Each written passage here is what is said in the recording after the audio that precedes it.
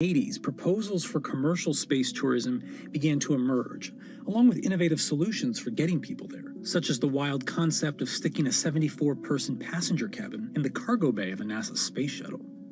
Although various non-astronauts have been selected for missions over the years, true space tourism didn't happen until 2001, when an entrepreneur named Dennis Tito coughed up an estimated $20 million to hitch a ride with the Russian Federal Space Agency for a week-long vacation aboard the International Space Station. 20 years later, we're seeing a new contender in this final frontier of tourism: private companies. It's becoming a private enterprise situation, still very high risk with a high reward, potential reward. But, government is really out of the business of flying people now, and it's really going to be companies like Elon Musk and Jeff Bezos and Richard Branson that do that heavy lifting. Commercial space tourism is usually about taking the non-astronaut, the private citizen, into an orbital or suborbital flight. So you get a short amount of microgravity experience, and you can float and take some photos. And then you come back. This was something that technology had gotten to a point where the private sector was going to make a business out of this. There are multiple companies that want to get to the place where they fly people into space. The first of these is Blue Origin, founded in 2000 by Jeff Bezos. Using the autonomous rocket system New Shepard, a tribute to the first American in space, Blue Origin plans to launch up to 6 passengers at a time, offering a rarefied treat of 62-mile-high views and a momentary experience of weightlessness. Booking officially kicked off in May 2021, with the very first seat to be auctioned off for charity. Meanwhile, Richard Branson's Virgin Galactic has also been pursuing a viable form of suborbital tourism, aiming for a launch in 2022 once Sir Richard himself has taken a flight. I'm hoping to be able to go to space. I'd love to be able to coincide it with the moon landing and go to space. So I've got the whip on the team, and we'll see how we go. The company claims to have lined up over 600 seat reservations so far, including Justin Bieber and Leonardo DiCaprio. Virgin has projected that the final cost of the ticket will be at least $250,000, or roughly $50,000 for each of the 5 minutes or so of weightlessness that you'll get to experience. Although costly, both companies' offerings aim to make suborbital flight a regular form of adventure travel, eventually driving down costs at scale to expand the customer base beyond the orbit of celebrities and billionaires. The third major contender is Elon Musk's SpaceX, which has set its sights even higher on orbital flights, which are a whole nother level of complexity and energy and danger. When you go suborbital, if you're just going to go up above the von Karman line, which is 100 kilometers or about 62 miles, you only need to get up to maybe 5,000 miles an hour to get up there, and you go basically straight up and then straight back down. You don't have the reentry heating that you would see coming in from an orbital. So when you go orbital, I don't care if you're a baseball or a battleship, you've got to go 17,500 miles per hour, not just 5,000 miles an hour. The energies involved are much greater. By doing that, SpaceX has gone another level up, and that's what they're doing with the Inspiration 4. Visit inspiration4.com for your chance to go to space. Inspiration 4 is the first planned all-civilian mission into orbit, slated to launch in late 2021. The crew will bring their own set of diverse perspectives and backgrounds and experiences to test how a group of different people, namely people who aren't professional astronauts, could fare in space. Until now, astronauts have had to be physically perfect, and this mission is changing that. And so I feel incredibly honored to be representing those who aren't physically perfect. At age 10, I was diagnosed with bone cancer, and I was treated at St. Jude Children's Research Hospital. And I spent a year there undergoing intense chemo and also surgery that ultimately saved my leg. I now work at St. Jude as a PA, a physician assistant, and I work with leukemia and lymphoma patients. The kids we work with are so brave, and they are very excited to watch me go to space, because this is showing them that, they're capable of doing this as well. Haley, along with 3 other crew members, will spend 3 days in space, orbiting the Earth every 90 minutes before landing back off the coast of Florida. Well, when you think about access, the first astronauts for the United States came from the test pilot side. And so women weren't allowed to be a part of that. We have somebody in their 20s, somebody in their 30s, somebody in their 40s, and somebody in their 50s. And so there can be access in all kinds of ways, whether you're talking about age, whether you're talking about gender, whether you're talking about race and ethnicity, and all of those things. The first time, people are going up into space and not sent there by a superpower like the United States or Russia or China. Well, that's like really significant. And you've got to be very thoughtful about it. The whole game plan right now is to make space like really affordable and accessible for everybody, so that you can have fishing buddies going to space someday. But the first is special, and so with that, we wanted to have a crew selection process that could make space available to everyday people. Getting to space is only the first step for space tourism. The next challenge is what to do and where to stay when you get there. Axiom Space is planning to launch the first segment of a new commercial space station in 2024. Their $2 billion project, called Ax Station, will become the first free-flying private international space station. Or, to use a more consumer-friendly term, a space hotel. Axiom isn't the only company out to make your space stay a little more comfortable. Bigelow Aerospace has been building what they call expandable habitat technology, like their B330, an inflatable pod module that expands once in orbit. There's even one attached to the International Space Station right now they've been testing. And you take it up, and it's rather small, and then you inflate it, and it seems to be working very, very well. This is likely to be the first kind of tourist hotel that you're going to see up in space. First of all, it's easier to carry instead of this giant tin can with all of that. The inflatables are lighter. You just blow them up, and they get a nice big size for about less than half the weight probably. But even as space missions become accessible to civilians, the risks of going into space are incredibly high. And you could die 1,000 ways that we can think of and 1,000 other ways that we can't think of. This is Michelle Hanlon. She's a space lawyer at the Mississippi School of Law, focused on protecting humans in outer space. Now, I'm not an attorney for any of the space tourists, so I haven't been privy to their private contracts. But I can tell you that the FAA requires certain waivers to be in those contracts. So, for example, the FAA says, well, we're not going to make you make your spacecraft to a certain safety level. We are going to make you, spacecraft operator, make sure that you inform your space tourists of all of the hazards that you know of. I imagine a very long waiver, all the ways you can die in space. And you have to understand that there's health risks, and you have to indemnify the US government if you are launching from the United States. So those are things that we know a space tourist has to sign and has to waive. So now let's go back and think about our space flight participants. The FAA calls space tourists space flight participants. They don't call them astronauts. Why is that important? If you're not an astronaut, there's no obligation to rescue you if something goes wrong. It's a lot of money to set up a rescue launch. If it can even be done, it's something really important to think about, and that difference as we cross this threshold from having astronauts in space to having real people like me in space. And when we are able to make it to space reliably enough, there's still a host of other legal and ethical issues to consider before space tourism can truly take off. There are so many gaps in space law that we are going to have to put in a lot of sort of basement ideas. And so, for example, the Outer Space Treaty is a treaty that offers principles and guidelines for state activities, for the activities of national governments. It doesn't talk about private entities. It doesn't talk about humans in space. So now if something goes wrong, so let's think about all the times hotels on Earth are sued, right?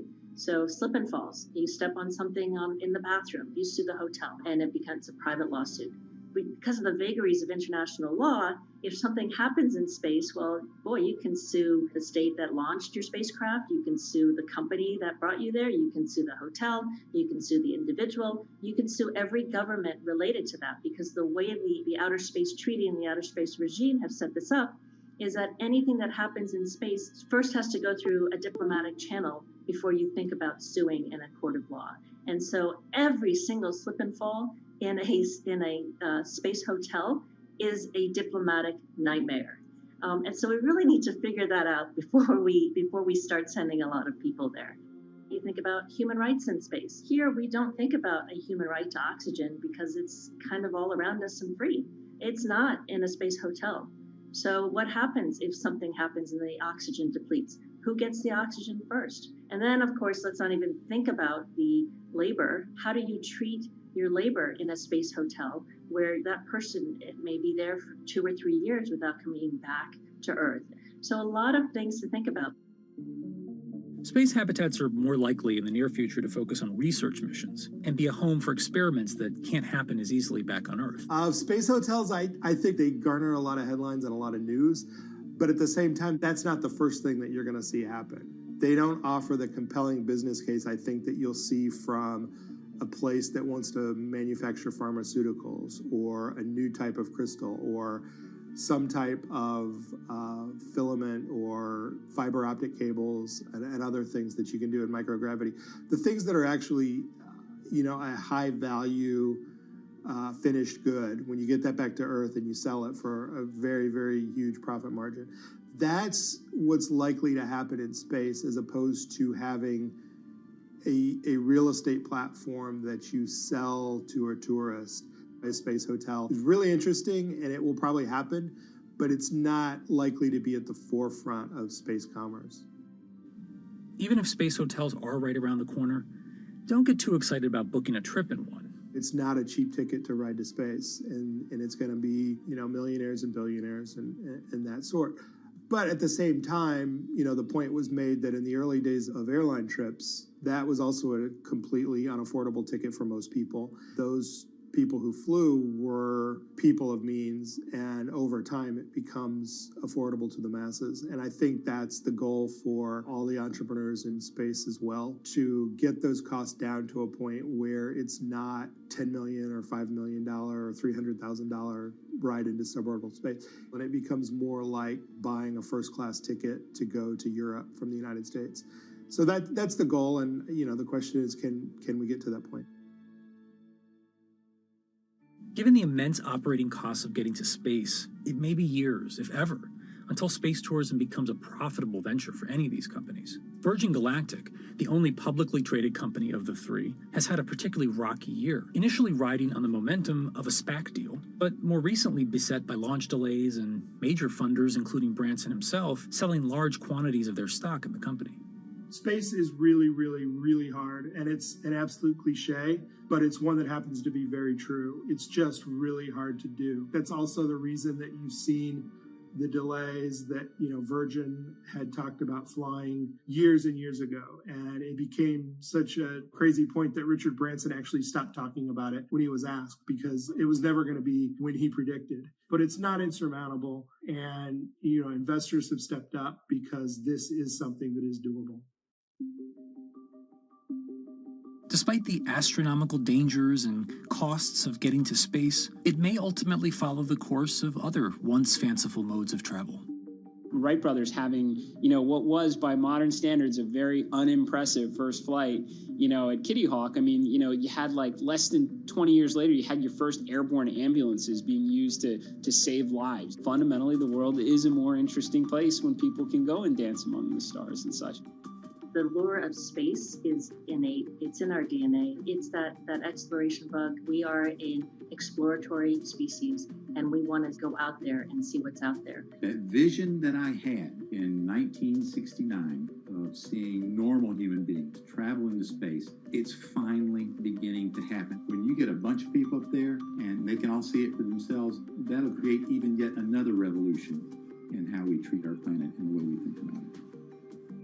So while 2001 came and went without quite looking like Stanley Kubrick's ultimate space fantasy, 2021 might finally be the year we're catching up.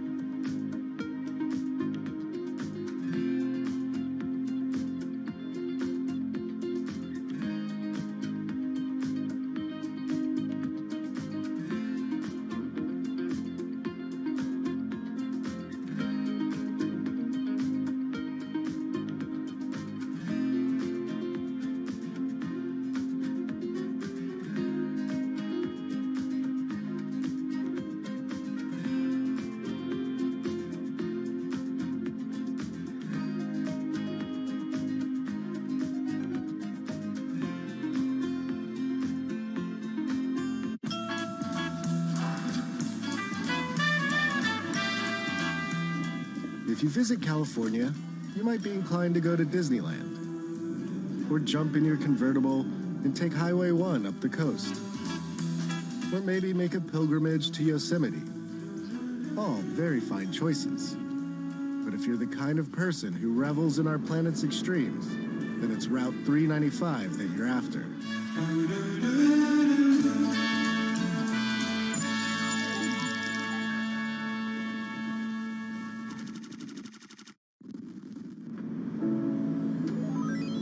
This one glorious road will carry you from Death Valley's desert floor to sky-high views of Mount Whitney.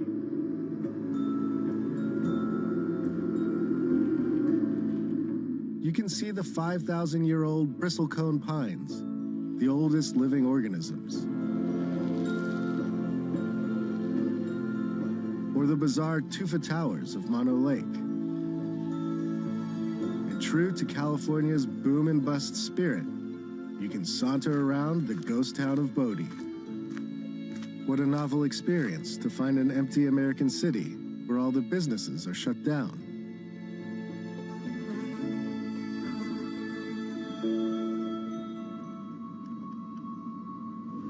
To do 395 upright, it helps to have a guide, and mine is a man named Jan, and his crew, It's a mess back here. Heron, Let's tidy up first. and Lemmy, the hardest partying dog of all time.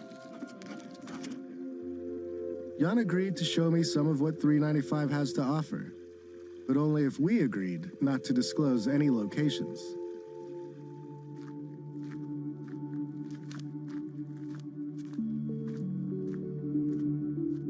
My name is Jan Srostra. I'm an industrial designer out of LA, and I spend a lot of time camping and a lot of time in the Eastern Sierra. It's a place I love, and sometimes I'm known as 395 North because my Instagram account, and I don't like to be known as that, but I'm trying to use it to set a good example and do more with it than just social media.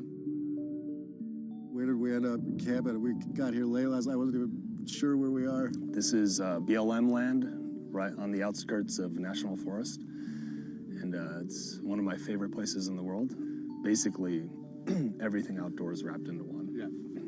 Good thing about California, man. Oh, man. We have so much national forest and public land that you can literally just cruise out and find a place to camp. It's ours. What I wish was mine is Jan's sweet truck. It's a 2019 Ford Ranger. Has about 200 watts of solar in it and a fridge, and has everything that an RV has except for a toilet, but just on a smaller, simple scale. And you drive us around day to day in LA. Yep. And then just roll out when you want. It's my daily driver. Handles great. And then when I'm done with work, I can just bail and go camping. So the camper basically has only what I need. Think of it as backpacking with a car. Yeah. The fridge has a couple compartments. This is just a kitchen box, stove, utensils, and a bunch of stuff. This one has just dry food. Then when you get inside, there's a bed. The bed flips up, so you've got tons of room in here. This awning is phenomenal. If you want to pull that over.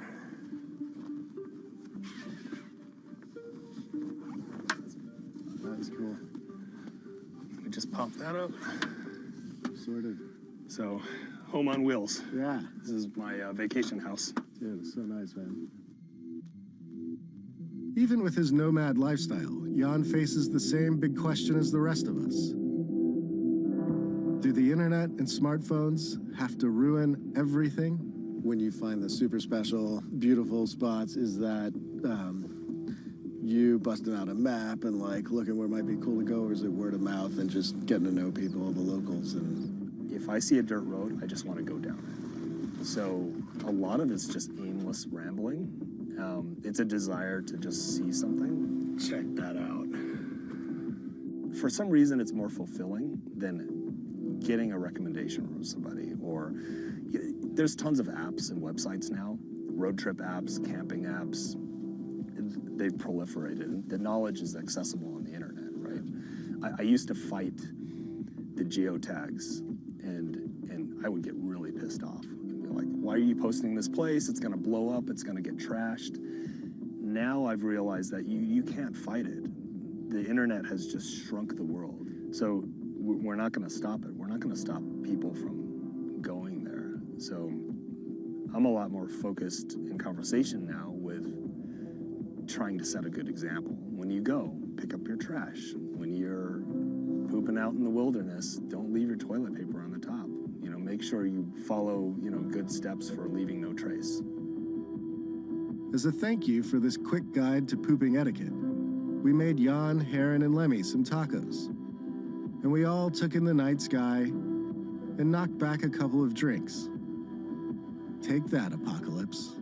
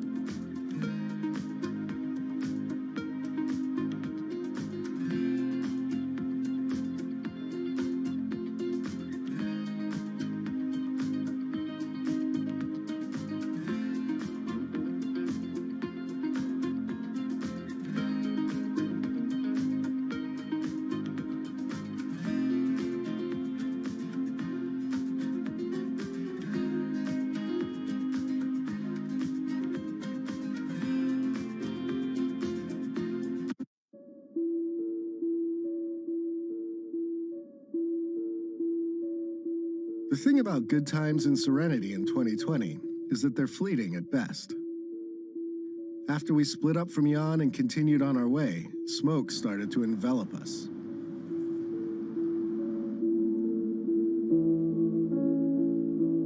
The plus side was that our RV no longer smelled like feet. The downside was breathing. My man David here suggested that we try and outflank the smoke by cutting through Yosemite. Without a reservation, we had to talk our way in. Yes, no stopping, no getting out, and yeah, no problem. We just wanted to get through. It was a beautiful choice. Glad we got out of the smoke. Whoa, okay. But not quite as effective as we had hoped.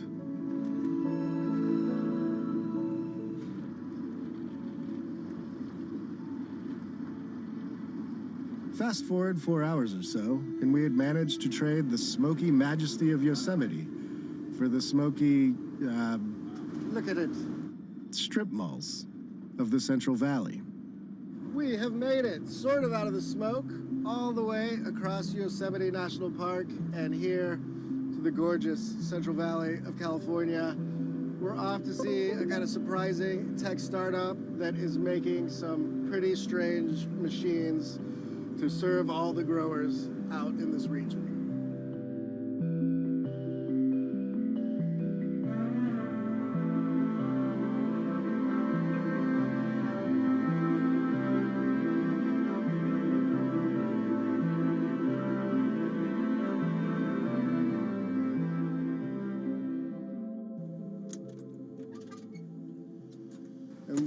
And we're here in this near Fresno. This is California farm country, right? We're just south of Fresno, a town called Kingsburg.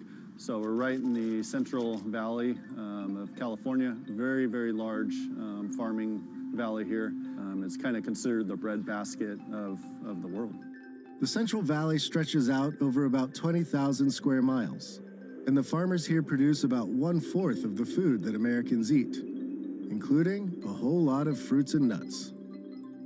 Tell me a little bit of the background of Gus. I know some of this is like a family business. The roots of this go back a ways. Tell me kind of like how we got to what's essentially like a startup, I guess. Yeah, definitely. So the founder of our company is Dave Crinklaw, and he started the business back in 1982.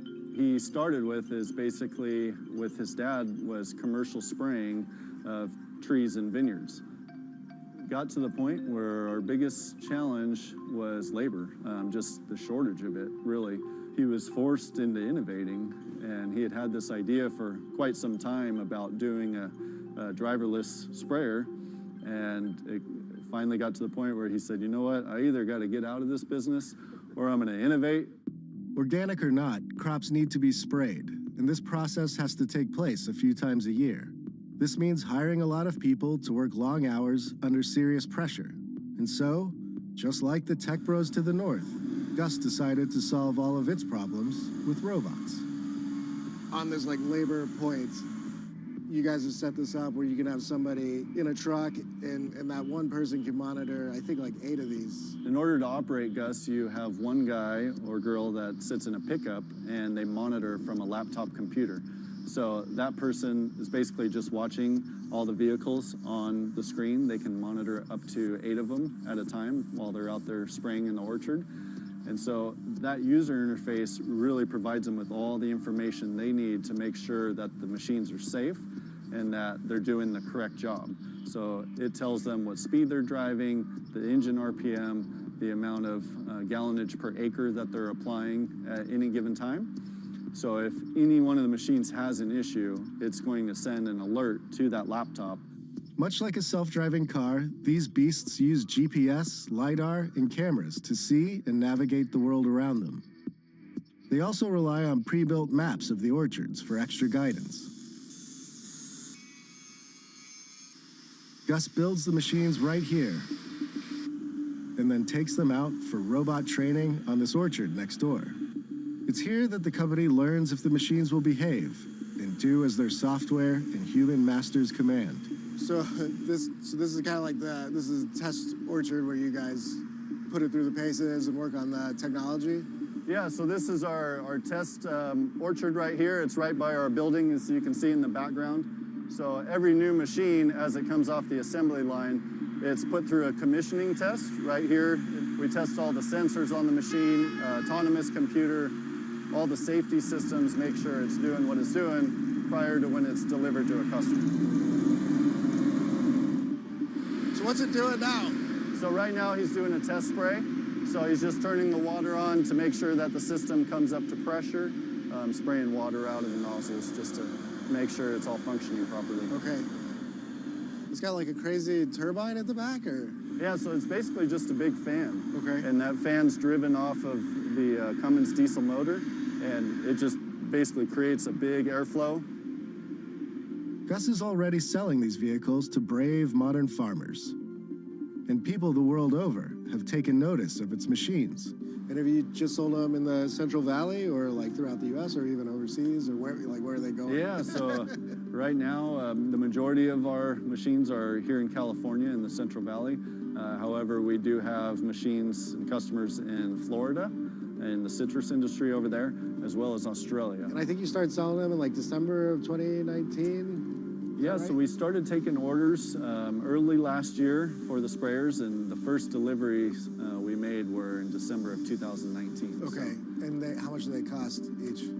So our retail price on these machines is $285,000. So it's not a small investment, but I'm sure the regular sprayers aren't cheap. Yeah, either. I mean, we're honestly not too far away from conventional equipment on our price, and the main thing is that the return on investment is very quick due to all the labor savings and the increased efficiency. I mean, these machines, they just drive.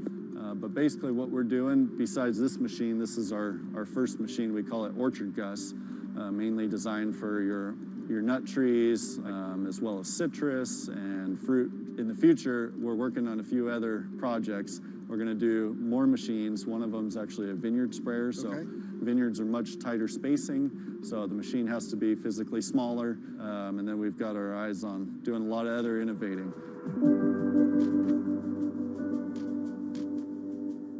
That right there, friends, is a Central Valley farmer putting his whole fruit basket on the table. Gary's TED Talk can't be far off. And with that, it was time to get back in the RV and to confront what happens when three men are bested by their own failings and the forces of entropy.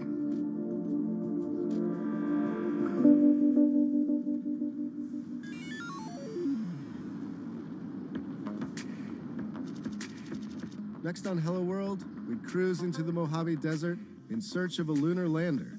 We have instruments that we are going to deliver to the South Pole of the Moon in December of 2022. Instruments that are trying to scan the surface of the moon. And hang with a test pilot who walked away from this.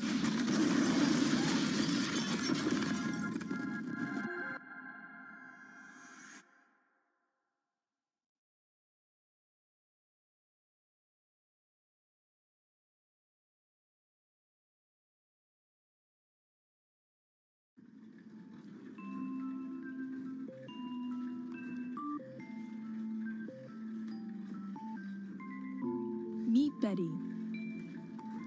She lives by herself, but for the last few months, she hasn't been alone. LQ, tell me a joke.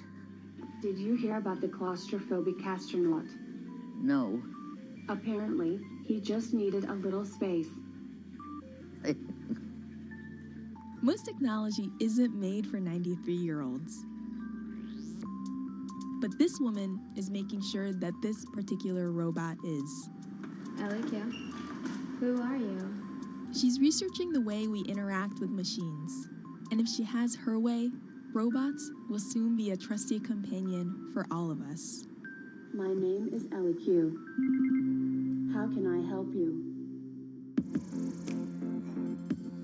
As technology replaces old jobs, it's also creating new ones.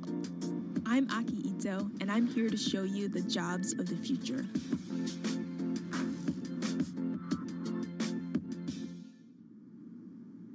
My name is Danielle Ishak, and I am a human-robot interaction researcher.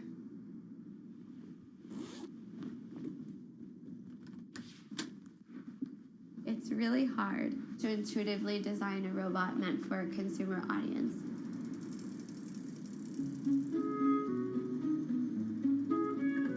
You have to make sure that it's a robot that people want, people know how to use, and people value.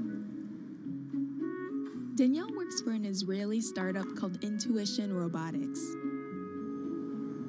Its U.S. office is here in downtown San Francisco. Hello. Hey Danielle, it's Aki. Come on in. The company is funded by a couple big names like Samsung and Toyota. Full disclosure, Bloomberg's venture capital arm is an investor too. This is LEQ. Can I take her out for a spin? Please. LEQ, tell me what you can do. I am a proactive social robot designed for older adults. I can connect you to your family and friends, and even play music. These features might remind you of the Amazon Echo, but you'd be missing the point if you compared her to a smart speaker. She's not meant to just be useful. She's meant to be a companion. Why don't you take a break and have a drink? And that's why she has a head that can nod and make other subtle gestures you might expect from a pet. Through our research with older adults, we're finding that almost on a daily basis, we see that somebody tells her that they love her. Really? Or that they like her. Or that they miss Literally, her. I love you? Mm-hmm. They'll also tell her, I'm depressed, or I'm lonely. They'll open up to her in a way that they might not necessarily open up to a human because they don't feel like they'll be judged. LEQ isn't on sale yet. But a prototype is already in the homes of about a dozen early testers who live in the Bay Area. LEQ, tell me what the weather is today. Danielle's job is to figure out what's working and what's not. Sorry, please rephrase your request. And she does that by visiting each of her testers twice a month. How important are these visits to your job? They're critical. We're building a product for people who we are not. I'm not a senior, and how could you know how to design for somebody if you don't do research? Because otherwise, you would just be designing in the dark. Jobs like Danielle's are just starting to emerge. Until recently, robots were mostly in factories, separated from humans. But now, they're finally getting cheap enough, small enough, and smart enough to be in our homes. This has created a whole new challenge of designing robots that people will actually want to interact with. And that's where Danielle comes in. Her research has helped shape every little facet of LEQ, from the way LEQ moves to the way she talks. It's a very special job, and it can be really hard, and it can be really frustrating, but at the end of the day, it's incredibly rewarding. And I think the most rewarding part about it is when I see the joy on the users' faces, like that they saw their feedback turned into something real.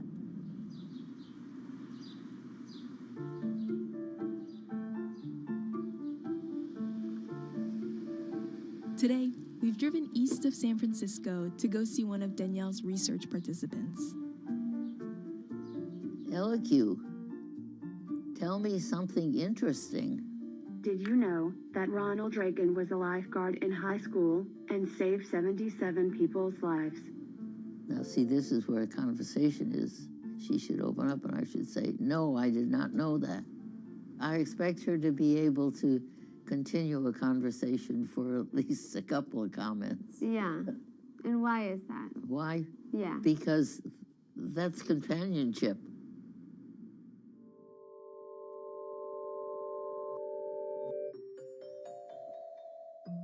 When Betty was around Danielle's age, she was working with some of history's very first computers. When I was finishing up my master's degree, I was working at Harvard in the computer lab when they were building Mark IV. A large room-sized computer. But now, this artificial intelligence stuff is amazing. LEQ? Yes? Schedule a doctor's appointment. No problem. I'm working on it. When Danielle brought along the idea of working with robotics for the elderly, I said, are you kidding me? Will older people connect to a robot? And she said, I don't know, let's research and find out.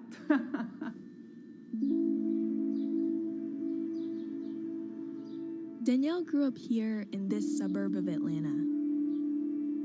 Her parents spent much of their childhoods in Israel and met in the U.S. We as immigrants, we understood that we might need to work a little harder. In fact, I feel that rather than taken away from Danielle, it gave her so much more, because she understood the fact that you need to run after your dreams and work really hard, no matter what the challenges are. School didn't come easily for Danielle. I have dyslexia, and that very much affected my self-esteem academically. The principal of the school did not recommend her to take advanced classes. She fought for it, and she got into it, and she did very well with them, too.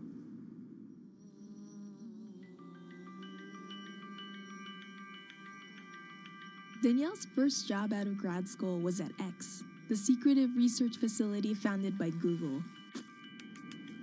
It's known for dreaming up all kinds of wacky, far-flung ideas. Can you tell us about the moonshots you worked on? No, I can't tell you too much about the projects that I worked on. I can say that I was working on robotics. She loved the job, but wanted to work on something that would reach real consumers sooner. So she left X after a year and joined Intuition Robotics.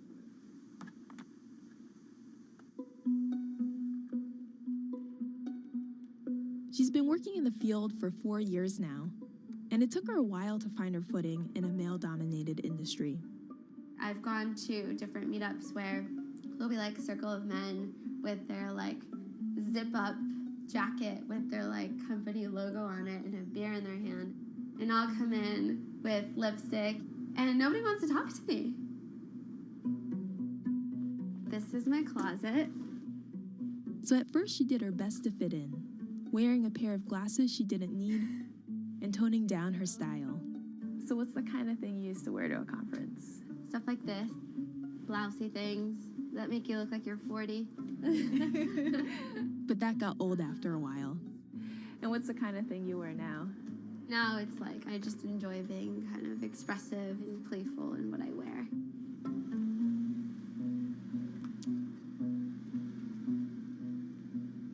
Before we wrap up for the day, Danielle has one more LEQ tester to visit.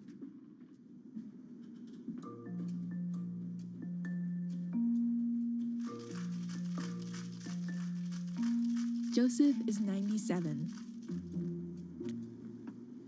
And he's had the robot in his home for 8 months. How are you? I'm fine. How are you? Good.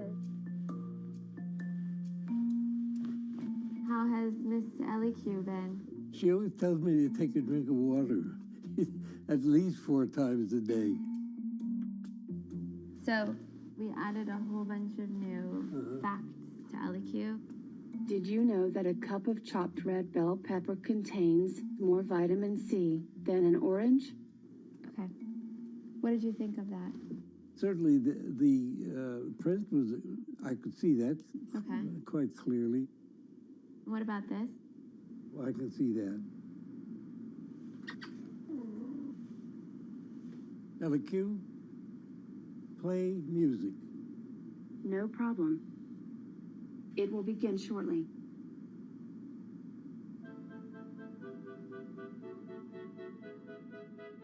By 2050, almost 500 million people are going to be 80 or older. And if current trends continue, more and more are going to be like Joseph and Betty, living alone. LEQ, stop. Today, both of them are doing okay. But some of Danielle's other participants have been struggling. Is it kind of hard to leave them at the end of the day? It is. Some of our testers are pretty advanced in the stages of depression through loneliness and isolation.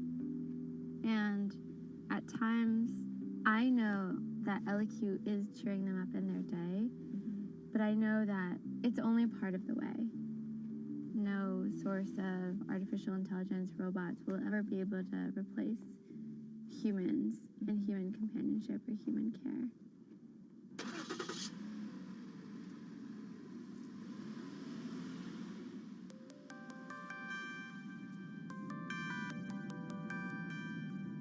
The key to Danielle's work is to embrace that very limitation of machines. Robots should help humans do what they love, help humans interact with more humans, help humans in general. Not pull humans away from humans, not take humans' jobs and leave humans without purpose.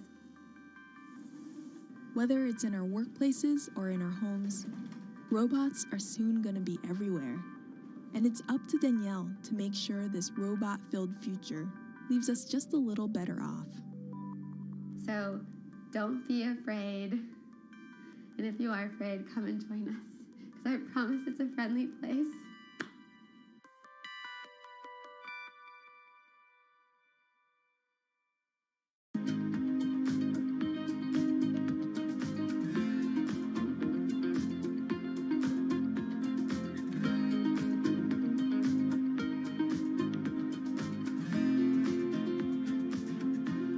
Times are tough. Jobs are scarce. It's risky to be outside and around others. Seems like there's very few ways to make extra money during a pandemic. So I guess I'll just hunker down and binge social media until this all blows over. Wait, don't these people make money? How do these people make money?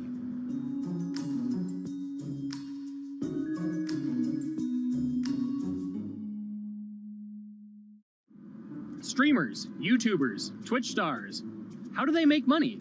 Is it a lot? Is it a lot of work? I know, I gotta ask somebody in the biz, and I got just the guy. Austin John Plays. This is your full-time job now, right? As of November of last year, yes. This was always just kind of like a side thing. Like, any money that I made from doing my videos and whatever else, I never touched that because I didn't really think of that as being like real money. And then it started coming in more and more. And then it was like I hit my first day that I broke $1,000 and I was like, this is actually going to be money. How did the YouTube channel come to be? When the game Pokemon Sun and Moon came out for the 3DS, there was like things that I learned about the game, and then I wanted to just share that information with people.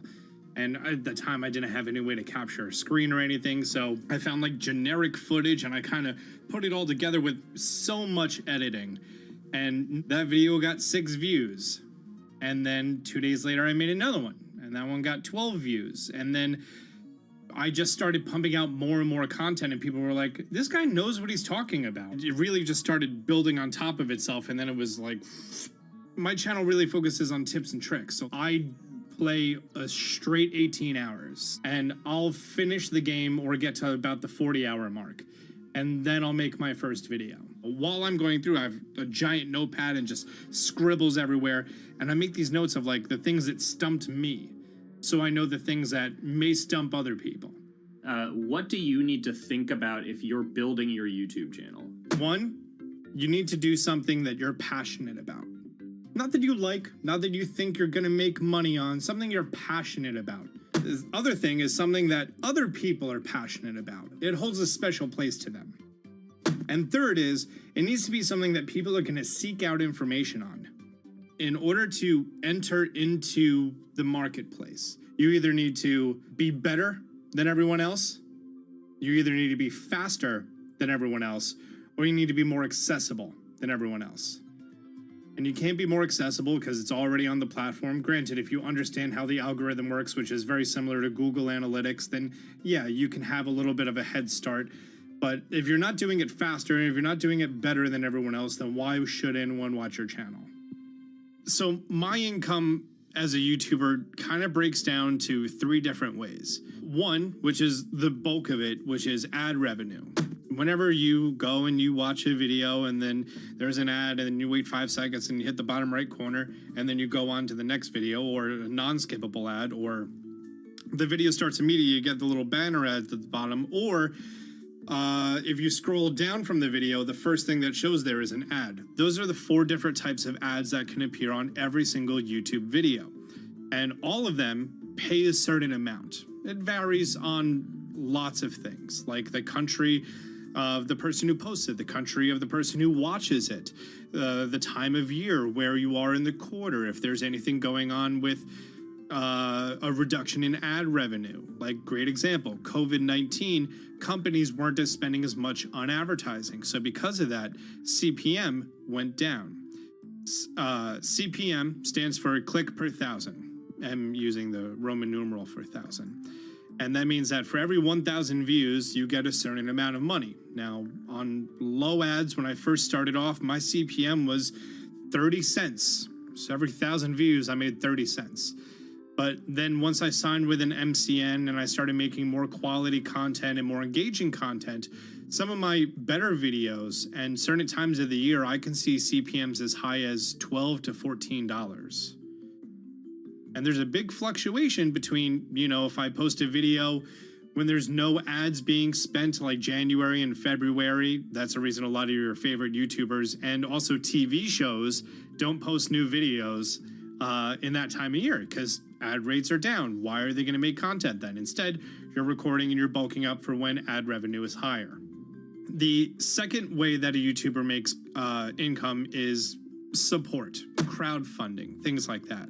When I first started off, Patreon was really the only option, but then they started rolling out supporters and members for YouTube channels. So whenever I have a live stream, you can click a button and then you can become a member, and then you get special icons next to your name. I believe they're called badges. Or on any video, you can hit the join button, and that helps support the channel. And then the third aspect of that would be merch. And for me, my merch has been somewhat basic. In fact, I'm wearing one of my t-shirts from last year right now. You have to endure the times that your first video gets 6 views, that you post it on Reddit and they say, shut up, and then an auto mod bans you. You have to go through that, because until you go through that and you discover why you're doing it, you're not doing it for other people, you're doing it for yourself. If you're not loving what you do, then it's not worth it. Huh. So make a channel about something that I'm passionate about. Oh, sweet. I guess I can make the channel about that.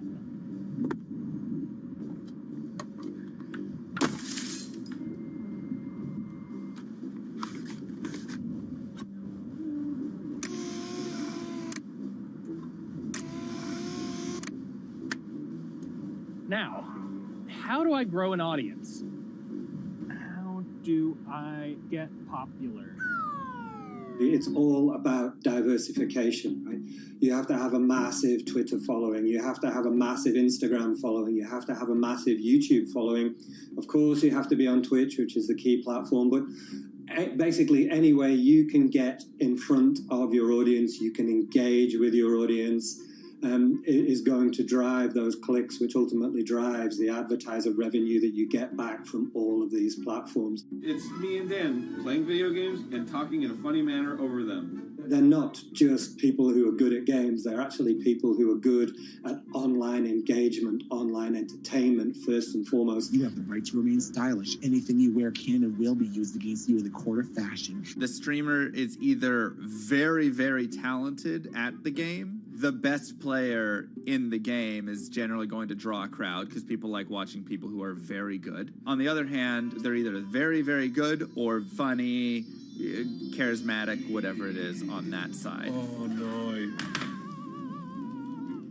You know, it becomes more of a show where they talk about other things outside of the gaming world, and gaming becomes really just a backdrop and an excuse to engage with that audience. There were those weird, like, Ronald McDonald, like, straight to VHS movies. You remember those? I'm personable, I'm chatty. I would kind of, when boring things were happening in the game, I would ramble on about, movies I'd watched or books I'd read and, or conversations I'd had and stuff like that. And so I think being personable was a big part of that. It's not just getting on and playing games. It's getting on and being an entertainer. You are putting on a show. All right, now let me go ahead and grab the samurai sword that every gym has. Okay, he's dead. To have a larger audience and to have that audience, I think, stay with you, you have to bring something extra. You have to find your niche. You have to find what works and what connects with the audience and what makes them laugh and what makes them keep coming back. You gotta make it a little more exciting, all right? Throw in a hanging bishop. Have everybody in suspense for a moment. I think the real most important thing is to just get used to being on camera. Like in any sort of performance thing, is get used to talking on camera. My first few videos were terrible, but because I sat down and did it for 6 to 8 hours a day, I just got used to talking and I got over that uncomfortable hump. If you go into Twitch purely with the expectation that you're going to make money, make a job out of it, have all this growth, and it's going to be great, you're probably going to burn out prior to getting to that point because there's very little payoff for a long time, right? Like multiple years generally before you really start to see a payoff. And so, those first few times you're streaming, nobody is there. One person shows up every 30 minutes, says hi, maybe, and leaves, right? Like, it's very discouraging, I think, for a lot of people. And so you have to be there just loving it. You have to love talking to yourself when nobody is around. You have to love just the game that you're playing, all of that stuff, because it takes a while. And I think a majority of people burn out prior to getting to the, profitable point of it. And there you have it. My very own YouTube, Twitch, Discord, and streaming channels all ready to go live. It's a veritable social media ecosystem just on the verge of thriving. So, don't forget to smash like and subscribe, and visit my Patreon for perks. Also, go to my merch page. And one last thing, stay cool, my friends.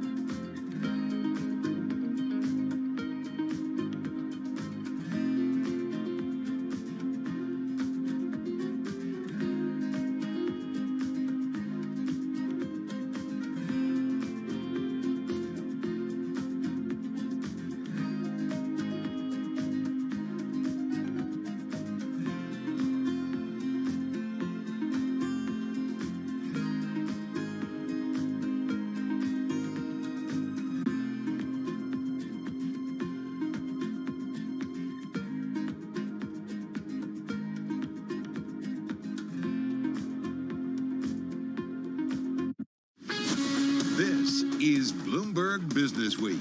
Insight from the reporters and editors who bring you America's most trusted business magazine, plus global business, finance, and tech news as it happens. Bloomberg Business Week with Carol Masser and Tim Stenevec on Bloomberg Radio.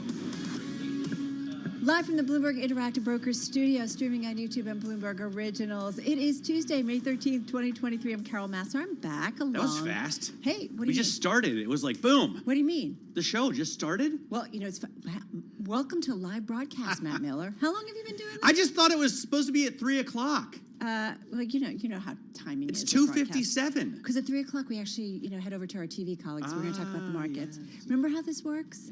All right, folks, I remember how it works, and I remember that we've kind of had these meh day of trading, certainly on the equity side, and here's another one, Matt, that, not looking at the bond trade yet and what's going on in the corporate debt market, but in terms of stocks, it's kind of mellow.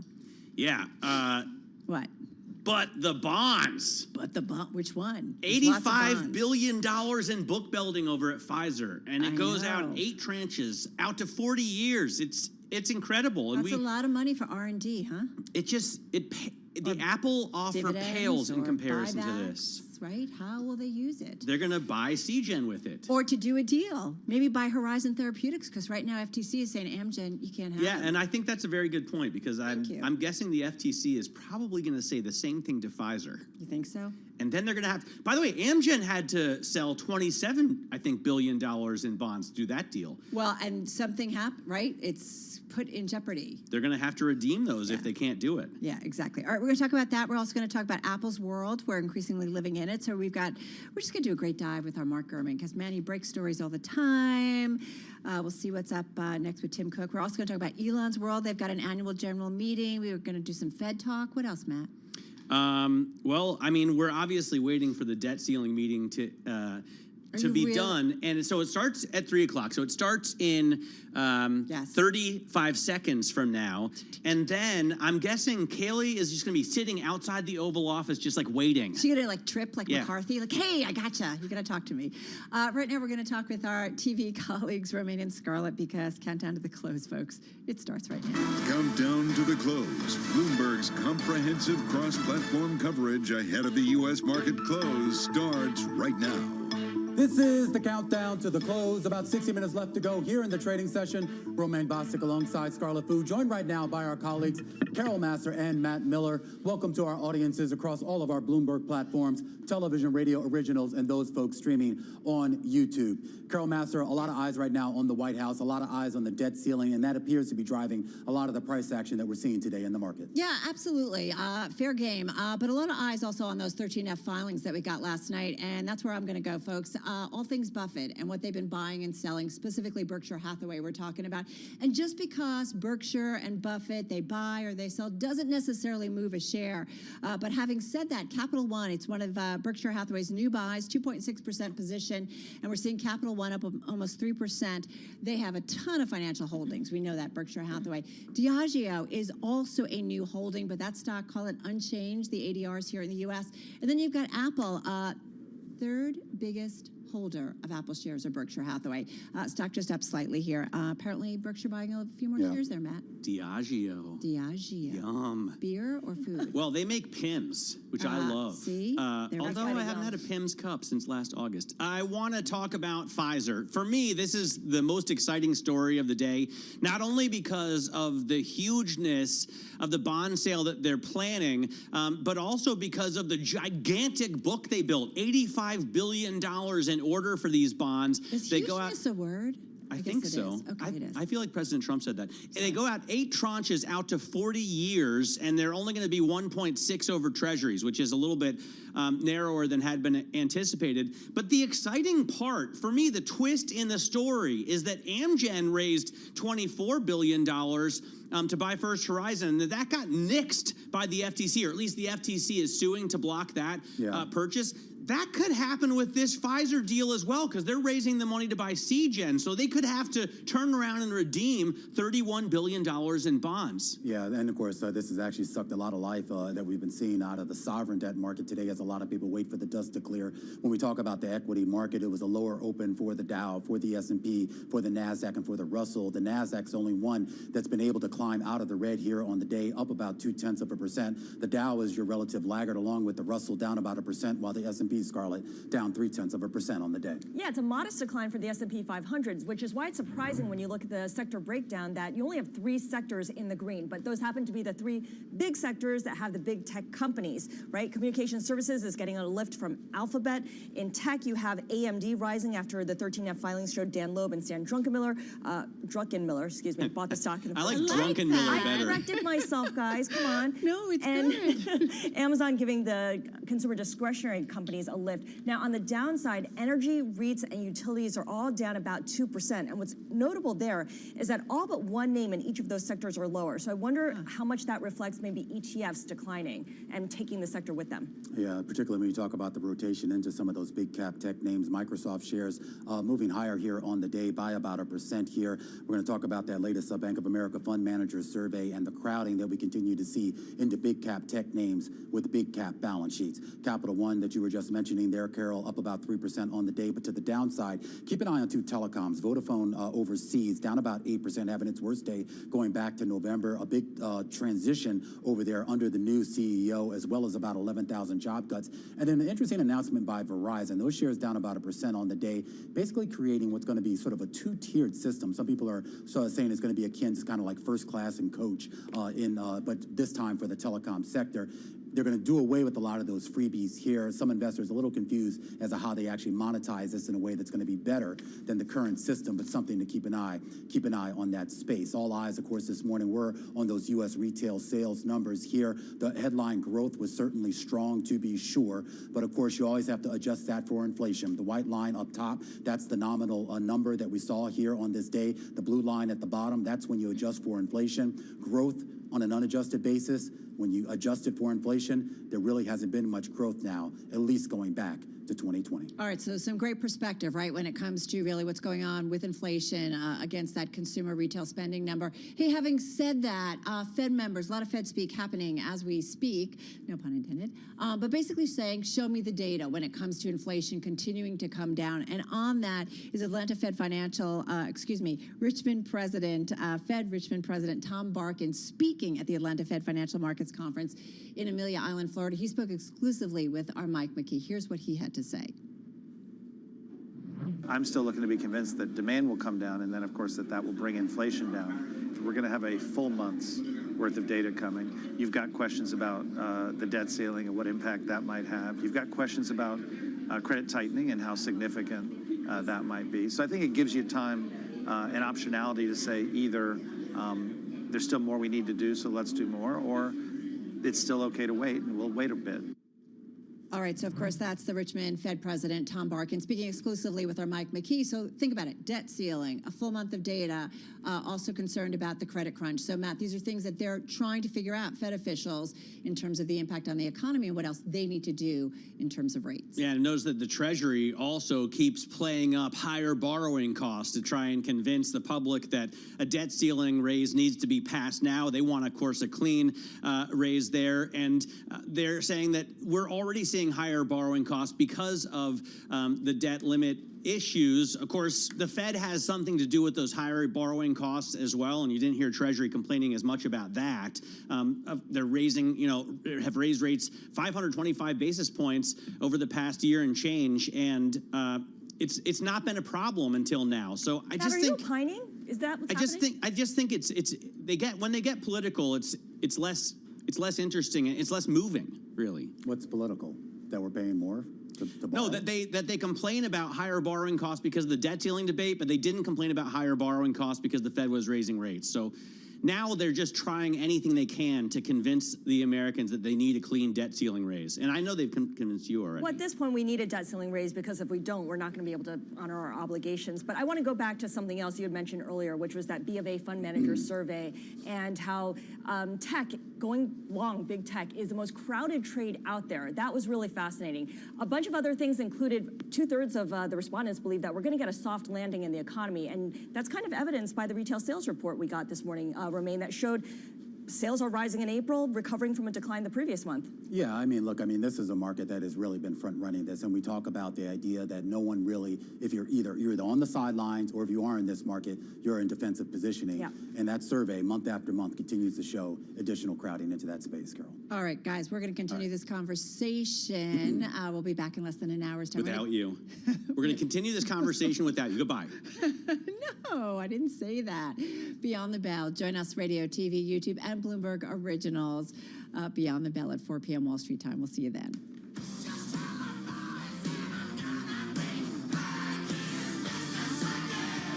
Did you mean without me?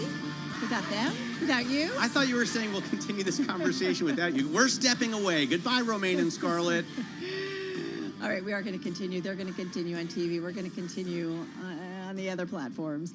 Having said that, I want to get back to some of the data this morning. We talked about the retail sales increasing, consumers still out there spending, yet production at U.S. factories rebounding too in April. We saw automakers really helping out there. And then we saw U.S. home builder sentiment up to a 10-month high in a surprise jump. So keeping an eye on all of it for us and asking Fed officials what it means in terms of policy is our own Bloomberg News international economics and policy correspondent Michael McKee at the Atlanta Fed's annual Financial Markets Conference on Amelia Island in Florida. He joins us via Zoom. Amelia Island, where are you? You look like you're in a hall. I'm in a conference center. You wouldn't expect me to be out on a beach or by the pool at a conference on the company's dime. Maybe step out onto the lanai. Yeah, later. At least not when I'm on the air with you. So tell us about this event. Who all goes there? What are you hearing, Mike? Well, I've described it as a little bit like the Kansas City Fed's Jackson Hole Symposium, only less academic and a little more eclectic. We get a lot of policymakers here, but you also get some scientists and experts, a lot of financial market people from Wall Street, but they talk about a lot of different things. Panel just ended that Matt would have loved it. It's the future of Web3 and what it would mean for the financial markets and the economy. They had a session last night on Florida land fraud. I'm not sure if Matt would love that one as well, but then we do talk about the bond market and we talk about inflation and the economy. And as I said, a number of Fed policymakers are here for that. I think we've got 4 or 5 Fed bank presidents here. So we've had so much Fed speak already, and we have more of it to come this week. Are they all singing from the same hymnal here, Mike? Is there going to be any dissent? They are at the moment, but I can't tell you the answer to that, Matt, because basically what we're hearing is we don't want to commit. We don't want to say that we're going to pause yet. We kind of lean that way because we're a little concerned about where we are in terms of how much we've raised rates. But inflation is stubborn and sticky, so we want to keep optionality open. We just finished an interview on Bloomberg TV and radio with Austin Goolsbee, the Chicago Fed president, who had basically come across as a dove on Wall Street because he was suggesting that it was time to be more cautious and take a look around. And that was read as him endorsing a pause. And he just told me, no, I'm not doing that yet. It's too early. We are committed to fighting inflation. So let's wait until the meeting in June and then we'll decide. Well, they're right. I mean, if anything, Mike, I feel like two things that the Fed has consistently drummed into our brain, or at least tried to, is they're data dependent, right? And they're going to keep fighting inflation no matter what. And that seems to be pretty consistent, right? That part is consistent. Now, the Fed for a long time was giving us forward guidance that they would be raising rates, that it would be appropriate to continue raising the benchmark rate in order to help bring inflation down to 2%. Now they're not doing that anymore. Now they're leaving it open on a meeting by meeting basis, which Wall Street actually hates because they like predictability. And so we're going to go through this for several weeks. With anytime any Fed official speaks, people are going to be paying a lot of attention. All right. Having said that, you mentioned Austin Goolsbee. You spoke with him. You also caught up with the Federal Reserve Bank of Richmond President Thomas Barkin. We just played a little bit in our simulcast about what he had to say with you. We've got a little bit more to share with our audience. Check it out, everybody.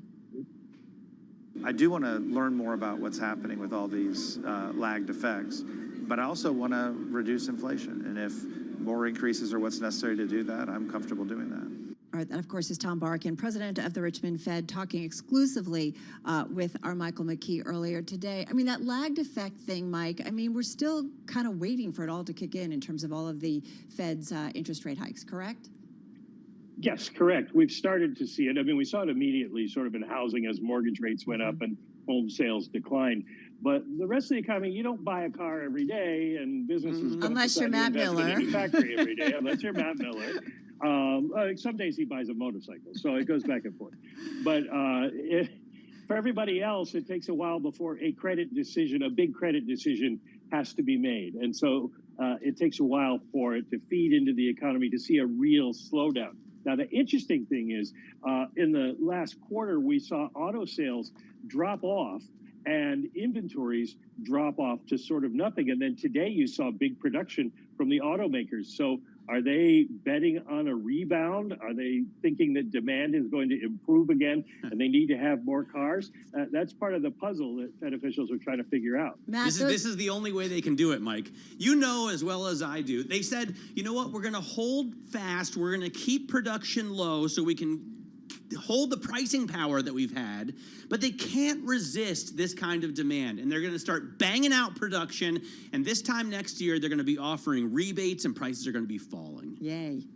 Well, now we can use Matt's ability to analyze this on the Federal Reserve. But I think you're right. And that's one of the questions that Fed officials have had is there still an effort by companies to raise prices on a regular basis? And most of them say that the companies in their districts are reporting they're still trying to do that, but they're finding it harder and harder to do. Mike, people are messaging in. They're a little worried about your arm. Are you okay holding that phone and stuff? We're a little concerned. I'm okay. Okay. Yes, I'm okay. I hope it's not a laptop. Is that a laptop? No, it's not a laptop. It's my Peloton exercise for the day. I have a listener writing in and says, why do we need so much Fed speak?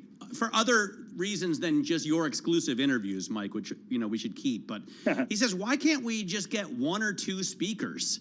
I think there are 20 this week talking, and he's not that far off in his tally. No, he's not. And that is, I think there are maybe 18 or 19 total speeches, 10 or 11 individuals. But you've got 12 federal district banks, and the presidents of those feel like they should be communicating with their population in their districts. And so you get a lot of these speeches that they make. And because we now have the ability to hold a camera in your hand and do something like this, and this all gets transmitted so much faster around the country. And so you get this cacophony of voices that even Fed officials admit can be confusing to people.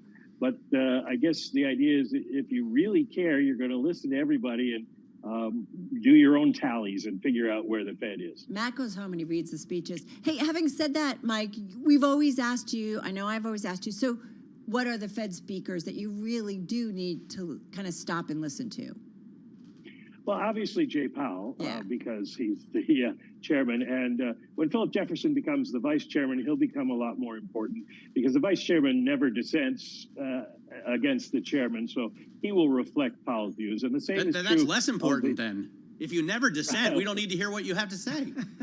Well, except that you do, then you're hearing sort of the voice of the chairman. I see. Okay, the vice chairman's voice. And the same thing's true of the vice chairman of the Open Market Committee, the New York Fed president, John Williams.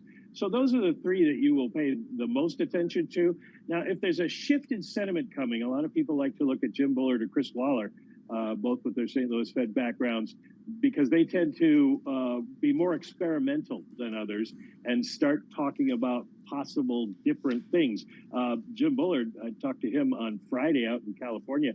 And remember when he was doing regimes, he wasn't going to change his view on interest rates until we moved from one regime to another in the economy. Now he's talking about zones, that the Fed funds rate is in a zone that could be defined by the Taylor rule. And I would bore you if I explained all the things he was talking about. But basically, he says, we're just barely in the zone. Is that enough in the zone? Or do we need to go higher in the zone? So that might be something that people end up talking about soon. But I get what the writer or viewer or listener is saying, because I do wonder, Mike, in the meantime, we're talking about these massive corporate debt offerings that are happening in the market. I mean, companies are going about their business, trying to get deals done, trying to do stuff amid all this kind of, roundabout Fed speak that we have from day to day. So, what is more, like you who watch the economy, do you watch things like the debt offerings, these massive debt offerings that are coming to the market and what it tells you maybe about company confidence? You do, and the Fed does, but what are these massive debt offerings telling you right now? They're telling you that they're afraid of the debt ceiling, which is something that none of us can do anything about. They are worried that if the debt ceiling goes over the cliff, then interest rates are going to skyrocket and they won't be able to borrow. So they're rushing debt out right now. So you have to sort of take those things into account. Other people have told me that the reason we see rate cuts priced in for the Fed by the end of this year is it's hedging by people on Wall Street who are afraid of the debt ceiling. Because if the debt ceiling does collapse, then they're going to be higher interest rates. Yeah. And so they want to hedge against the possibility of rate cuts if the Fed is forced to do something to save the economy. So you have to take in those outside aspects as well. Mike, check out the Salty Pelican Bar and Grill before you come home. We hear it's kind of good there. All right, our Michael McKee there on Amelia Island.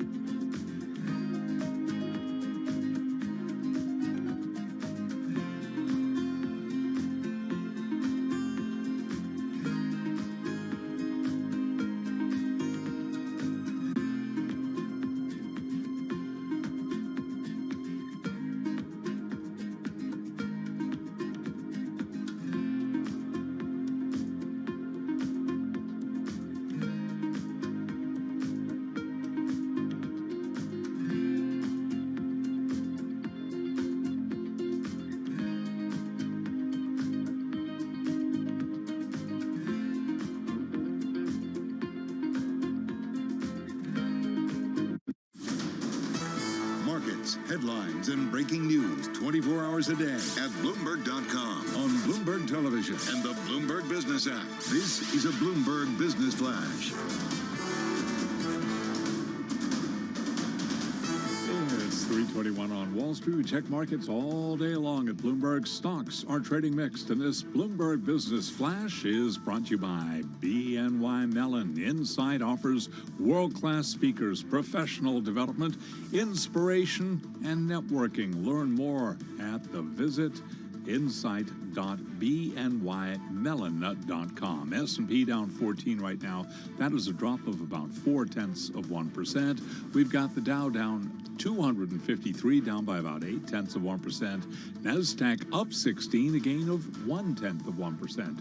Traders gearing up for any updates on whether Washington lawmakers will be able to raise the debt ceiling and prevent a historic default. Stocks and bonds lower. Right now we have got the 10-year yielding 3.54%, with the 10-year down 10/30 seconds. The 2-year 4.06%. Spot gold down $25 the ounce now to $19.90, a drop there of just about 1.3%.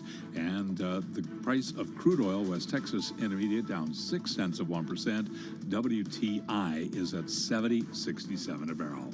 I'm Charlie Pelleton. That is a Bloomberg Business Flash. All right, Charlie Pellet, thank you so much. So WTF, FTC, I said I was going to say it, and I did it. The Federal Trade Commission. Wait, my microphone is never on when I talk. Why? Right, I'm just going to leave it on. I'm just going to keep pushing the on button. Matt, you are hit it every 5 so minutes. smart. Off means off, on means on. If I can do it, the blonde in the room can do it. You can do it. I'm going to... Okay. Can I get some masking tape in here? Can we move on? Yeah. Thank you. All right, so the FTC suing to block Amgen's $27.8 billion acquisition today.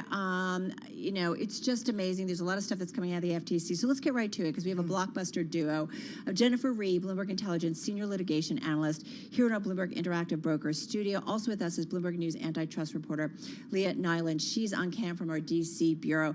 Leah, I do want to just start with you. Just lay out the news of what the FTC said and did. Yeah, so the FTC sued today to block Amgen from buying Horizon Therapeutics. It filed a lawsuit in Illinois federal court asking for a preliminary injunction.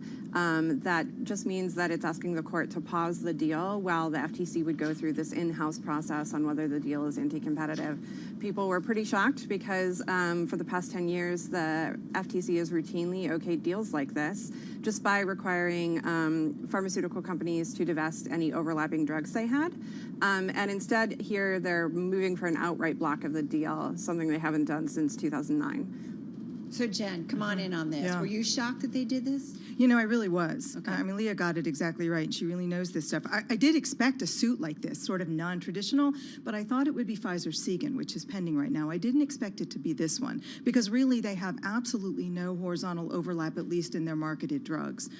So it's surprising because the theory is just so speculative. Yeah. I mean, thinking about what Amgen might do in the future with respect to bundling once it has Horizon's products. So what's up with the FTC? You know, Is there just like a limit? Like, if any deal is more than $20 billion, we're going to sue to block it, because No, they you just do don't want wonder. any big deals done. Is there an AI program that goes off and Right, yeah. exactly. Well, you know, at the end of the day, it is kind of like that. I mean, they view most industries as overly consolidated today. And if you start with the view that we've already had too much consolidation, then your position is, I want to stop further consolidation. And pharmaceuticals is a really sensitive area. I mean, prices are high. We have a problem with that. And in particular, that's what antitrust is trying to avoid. You know, high prices and increased innovation. And they believe that the consolidation has reduced innovation and increased prices. And so they're trying to do the best they can to stem the tide. So at the end of the day, you know, it is a little bit of a default. If it's a big deal, if it's in an industry that's consolidated, yeah, it's likely they're going to challenge it. I just feel like, you know, even though there is consolidation that goes on, but isn't that where regulators are supposed to come in and kind of regulate and make sure that things are being done right? Leah, come on in. So what's next here for Amgen? And tell us also about the state of antitrust. I mean, this used to be a good thing. We were all for monopoly busting, right? We want antitrust to spur innovation and competition. It seems like, I don't know, the public is bummed out every time the FTC sues to block a giant mega deal. Shouldn't we be cheering them on? Well, I guess it depends who you ask. But I'm asking you. FTC is moving to block this. It'll have to go through a court challenge. So this will be in Illinois federal court in Chicago. Amgen and Horizon said that they remain committed to the deal, which means that they're willing to litigate this. It is sort of, as Jen was saying, a little bit of a speculative theory, but some of the stuff that the FTC has been moving forward with is a lot of concerns about innovation. You see this in their block of Microsoft Activision, which really focused on this cloud gaming market, which is a very nascent market that's not used by a lot of people yet. Again, a lot of stuff we don't know yet. Yeah, and the complaint is not yet unsealed. It'll be unsealed later today, so we'll see a little bit more about some of the exact allegations. I had thought that there might be a little bit more about overlaps in the pipeline because both Horizon and Amgen are working on some deals related to lupus and eczema that have some promise but are still pretty early on in the process. But so far, what the FTC has said is that they're just really concerned about bundling all of these orphan drugs. Those are drugs that are for rare diseases, and sort of the FDA has given a monopoly to specific companies to encourage them to develop these drugs for rare diseases. They're very concerned about having so many orphan drugs in the hands of one company. Jen, for someone who really studies the law here and tries to understand, what's going on and make sense of it all, I mean, how much of what you're looking at feels like politics in, with another administration who's watching healthcare generally and what it means, especially as we see private equity increasingly buying up medical practices. There's a lot of stuff going on where I think some would argue consumers are getting hurt, no doubt about it. So how do you see it? Is it much more politics in this one, or is it a case of where the law, we need to be careful here? When I think about it as politics, I think of it more as a position, right? The current regulators, the heads of the antitrust divisions at DOJ and FTC, have a position that has been encouraged by the Biden administration, and that is that consumers are being harmed, and they're on a mission to fix that, right? You were talking about deals that people might be happy to see challenged. The Department of Justice is challenging JetBlue's acquisition of Spirit, and I think there are a lot of people that might be happy about that have had really awful experiences flying. They are trying to do the best they can for consumers, and their position is that the last 20, 30 years of antitrust enforcement has been too lax, and we have this result. Do you agree? I tend to agree in some industries, but not in all. Okay. I agree that a new position needs to be taken. I think where I have a little bit of trouble is that I think it needs to be taken with nuance, maybe rather than sort of with a sledgehammer. Because I think if you want to make strides, if you want to push the antitrust law, I think it needs to be done carefully. And they're going to be in front of a judge that is, I see, appointed by Trump and was off and on a member of the Federalist Society. And just at least superficially, that doesn't seem very good for the FTC on this one. And they're going to have a hard time.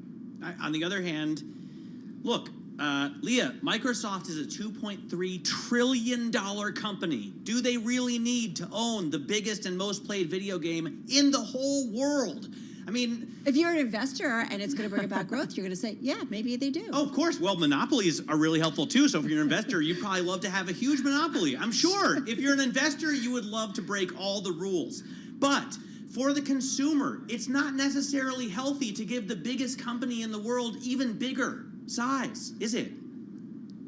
Yeah, I mean, that's a bit why the FTC has had a big focus on some of the large tech mergers. I mean, if you look, two of the things that they've challenged over the past year have been the Microsoft Activision, and then they challenged one by Facebook over, it was a very small sort of startup-y deal over Within, which makes a virtual reality fitness app that probably a lot of people have never even heard of. But this idea of like innovation, wanting to make sure that there's still a lot of innovation across the economy is one that we keep seeing come up over and over again in a lot of the suits that the Justice Department, and particularly the FTC, is filing. The Meta Within challenge, as I mentioned, they were really worried that, Facebook was buying up this small competitor, sort of like it did with Instagram back in the day. And they said, Facebook is a huge company. If it really wanted to move into virtual reality, it could build some of these programs itself. That seems like maybe an argument that they're making here, Amgen is not a small company. This is one of the largest acquisitions it has ever done. Maybe if it put that money towards developing a drug on its own, it could have some success. Amgen's a $120 billion company. They're making a $30 billion acquisition. That's a lot. It's a lot if you do the percentages there. So Jen, how do you see, what is kind of the balance? How do you think about it in terms of the law versus innovation, and companies looking potentially for growth here? Well, there's a lot of question about innovation and how innovation's impacted. I mean, there are some that would argue, a lot that would argue, that we don't have enough competition and competition spurs innovation. And that's certainly the FTC's position, as Leah outlined. But there are others that say, well, innovation will be slowed because if a startup is basing their model, starting their product with the idea that it's going to be able to sell out for a lot of money to a bigger company down the road, and they see that they can't do that, they're not going to start to begin with. Although right? Uber, look what Uber disrupted, and there they are. Exactly. So, I think that there's a debate, and really, there's no right answer. But the bottom line is that there is some evidence, and economists have done studies showing that the rate of innovation has slowed down, particularly in pharma and in tech in the United States. And so it could be, the view is that it's part and parcel the lack of competition. Interesting. Got anything else there, buddy? Well, I'm just thinking about, the innovation that spurred the mRNA vaccines, right? Didn't come from big pharma. That came from smaller players. Of course, they probably It also hoped came with for government an exit. backing. It came with government backing initially. Remember that? Yes, messenger RNA. Moderna? Messenger RNA technology was initially funded in part by government. I did not know And it was that. out there for 4 or 5 years.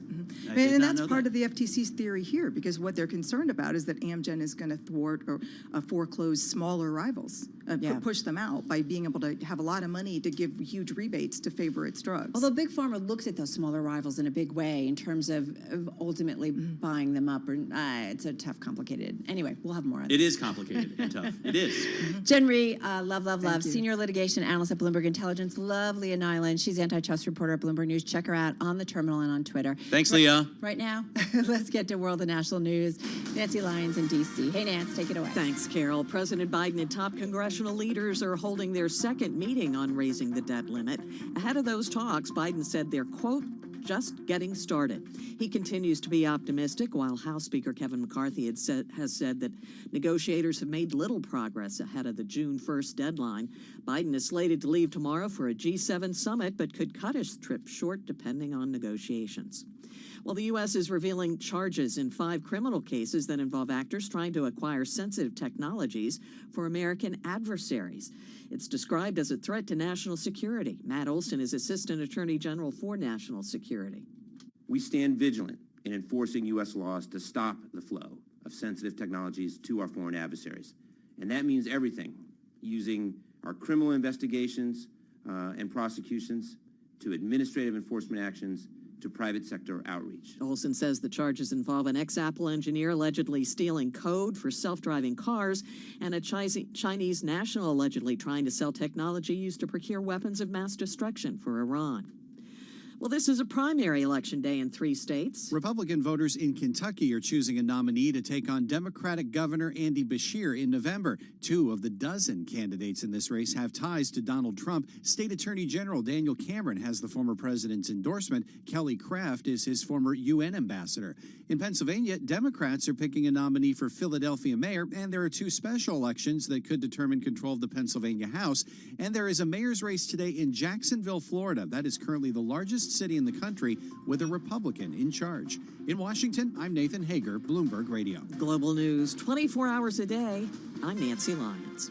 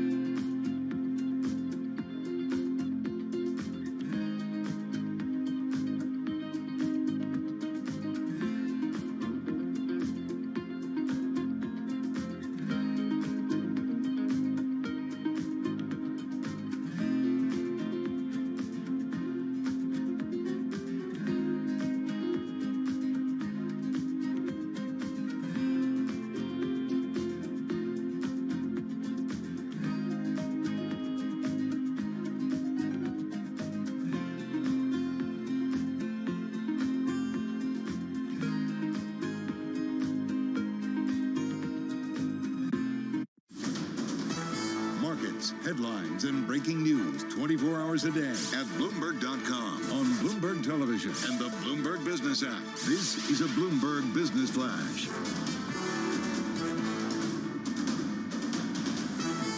It's 3:40 on Wall Street. We do check markets all day long here at Bloomberg. The Dow, the S&P, they're both lower. NASDAQ is higher. The Dow, by the way, lower on the year. For all of 2023, we have got the Dow down by 0.2%. Right now, though, let's head over to the first word breaking news desk for today's afternoon call. And here he is, Bill Maloney. And good afternoon, Charlie. That's right. U.S. stocks are trading mixed right now. A Dow is down currently on 276 points. S&P's dropped 15, while the NASDAQ is higher by 21. The U.S. 10-year yield at 3.55%. Gold is down 26. Oil trading in the red, and Bitcoin is also down by 1.1%. Among the main 11 S&P sectors, leaders were tech and telecom. Energy and real estate were under pressure. And leaders to the upside in the Dow, Microsoft and Salesforce, while Nike and Amgen led to the downside. After earnings, Home Depot fell 1.5%. And in others, Pfizer's dollar bond order book topped $85 billion. SAP is buying back $5 billion in stock. And the Liberty Media CEO said a Formula One sale is not in the cards. Wrapping things up, homebuilder D.R. Horton traded to an all-time high. Live from the first breaking news desk, I'm Bill Maloney. Charlie? Okay, we thank you very much, Bill. And to hear live breaking news over your Bloomberg, type squawk, SQUA, on your Bloomberg terminal. I'm Charlie Pellet, and that is a Bloomberg Business Flash. I'm driving in my car. I turn on the radio. How about you let me drive? Oh, no. Who's gonna drive you home? Honey, please, I'll do the driving. Drive on. Excuse me, I want to drive. It's the question that drives us. This is the Drive to the Close. That funky music will drive us till the dawn. On Bloomberg Radio. All right, everybody, just under 18 minutes left in today's trading session. Time to get to the drive to the close. And back with us is Hank Smith, head of investment strategy for Haverford Back Trust. with us after 20 years. For you. I talk to Hank all the time. I'm excited. 20 years? Well, back 20 years ago, you and I were doing a morning show, and we had a young Hank Smith on. He was just kicking off his career at Haverford, full of vim and vigor. And now he's on the phone from Radnor, Pennsylvania. Hank, how are you? Was it really 20? Did you tell Matt that we were your first interview on television? That is correct. On Bloomberg's morning call at 6:05 in the morning. Oh my God, that's about exactly 20 years ago. Yeah, a long time ago, man. What's happened in 20 years? But I still have the vim and vigor, Matt, and also I should say welcome back to the U.S., having done a long stint in Germany. Thank you. Vim and vigor, and you have really important experience, because we're at a place right now, Hank, that we haven't been since at least 2011, right? This debt ceiling debate has gotten worse than any time I've covered markets since 2011. And I also think about the TARP vote when I think about, Mr. Market getting angry and throwing a tantrum and forcing Washington to do something. And that's what you talked to me about this morning. That's a great analogy. And, remember the bond vigilantes back in the early Clinton administration. But then the stock market can play vigilante as well, as they did in October of 2008 when Congress failed to pass TARP on the first vote.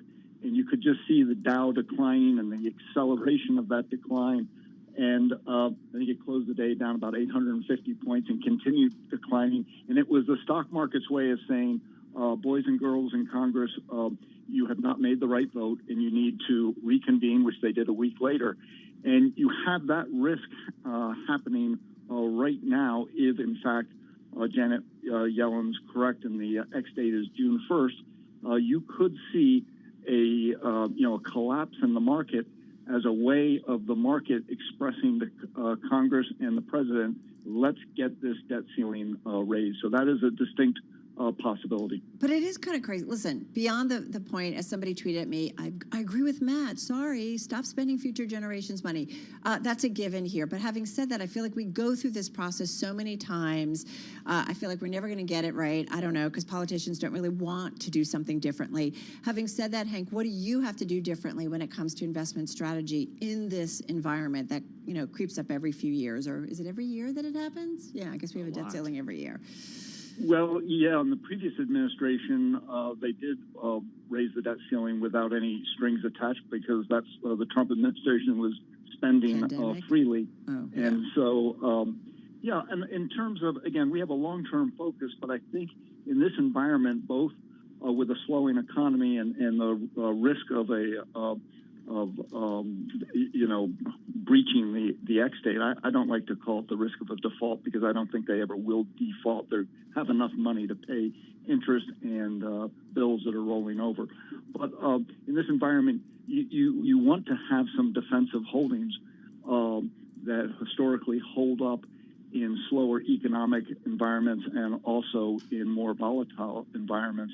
So, you know, some of the healthcare names like the Johnson & Johnson's, some of the consumer names like a Dollar General or a Costco or a Pepsi that, you know, are going to do well on an earnings basis regardless of where we are in the economic cycle.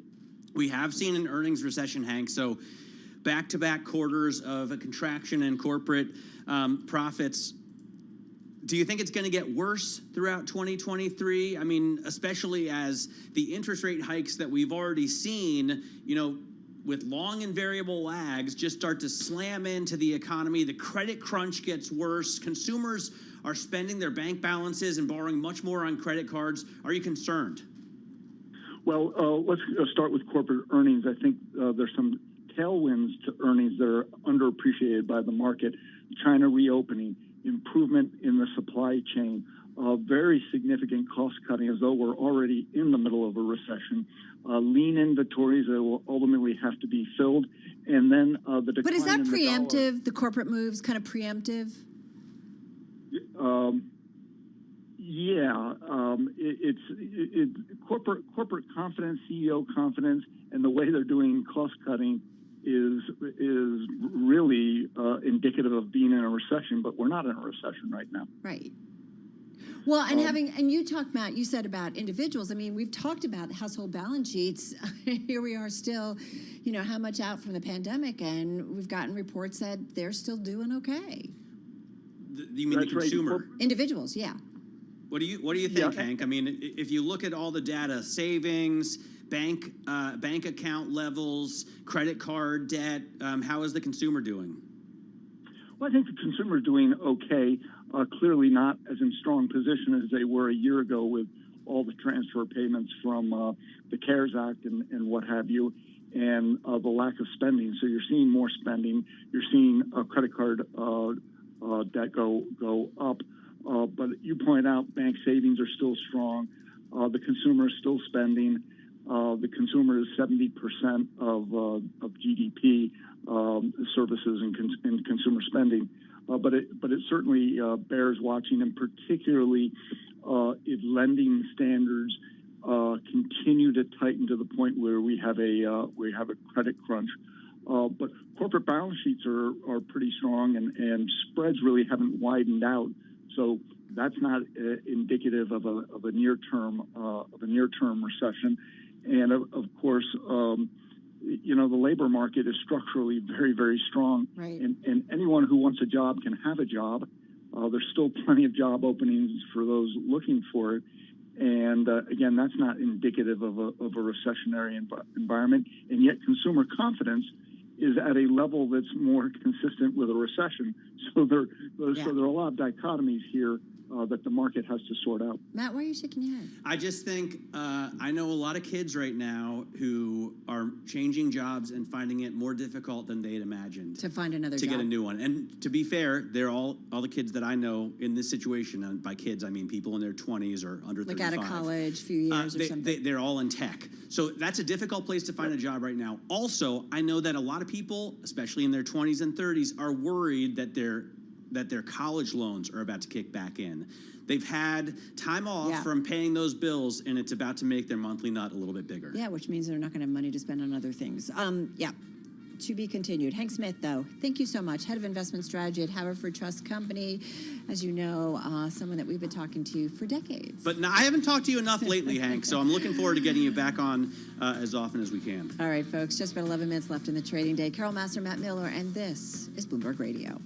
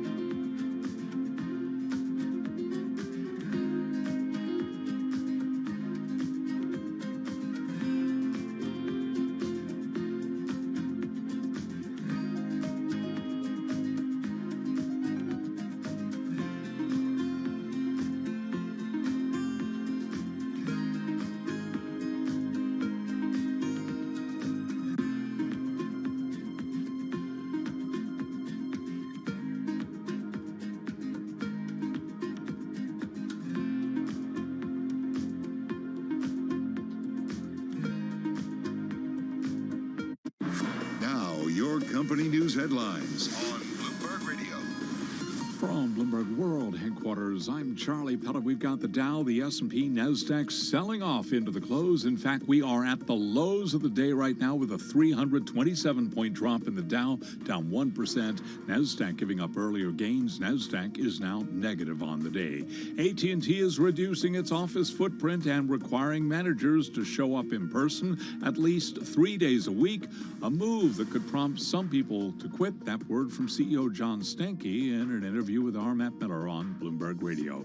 AT&T down 2.3%. BlackRock calling its employees back to offices at least 4 days a week, telling staff that the firm has found benefits from working together in person after the pandemic.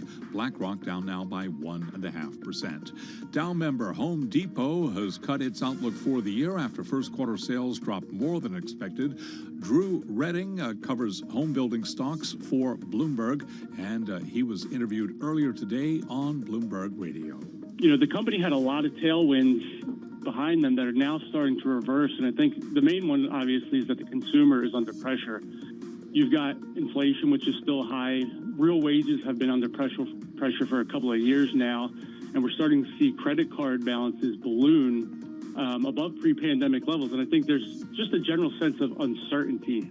And Home Depot shares, they're down 2.1%. Rival Lowe's, which reports earnings next week, Lowe's is down by 1.1%. Those are the company stories we're following at this hour. I'm Charlie Pelletin. This is Bloomberg.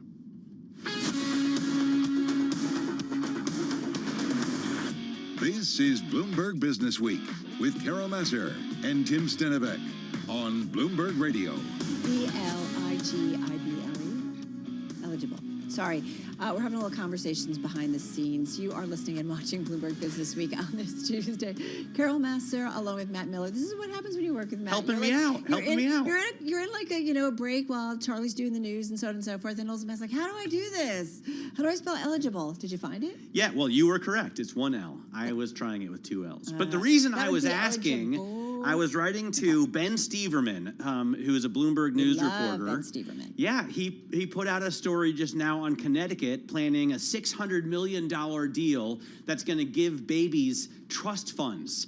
And I think it's an amazing story. I wanted to ask him which babies are eligible, because the idea is when babies are born in Connecticut, within certain qualifications, they're going to get a trust fund, which initially gets $3,500 deposited into it. And then I guess they can take it out when they're 18 or 21 or whatever. And at that point, they will have built up, $10,000, $20,000, $30,000 that they can use for a down payment on a house, or they can help to pay for college, or they can put aside for their retirement. I think it's a great idea. I love it when governments just pass out money.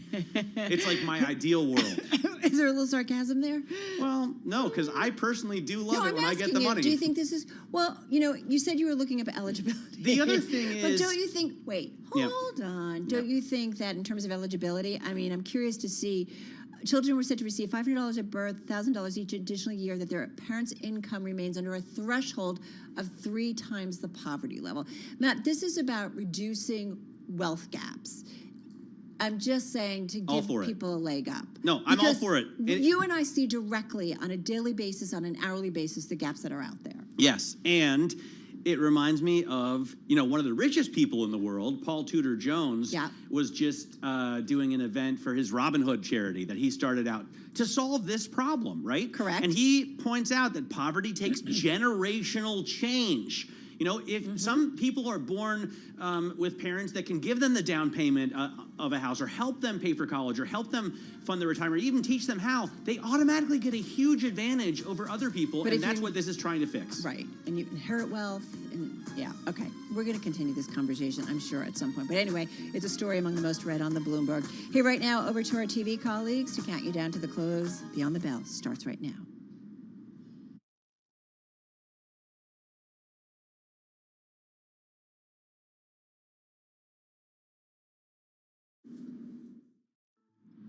Beyond the Bell, Bloomberg's comprehensive cross-platform coverage of the U.S. market close starts right now.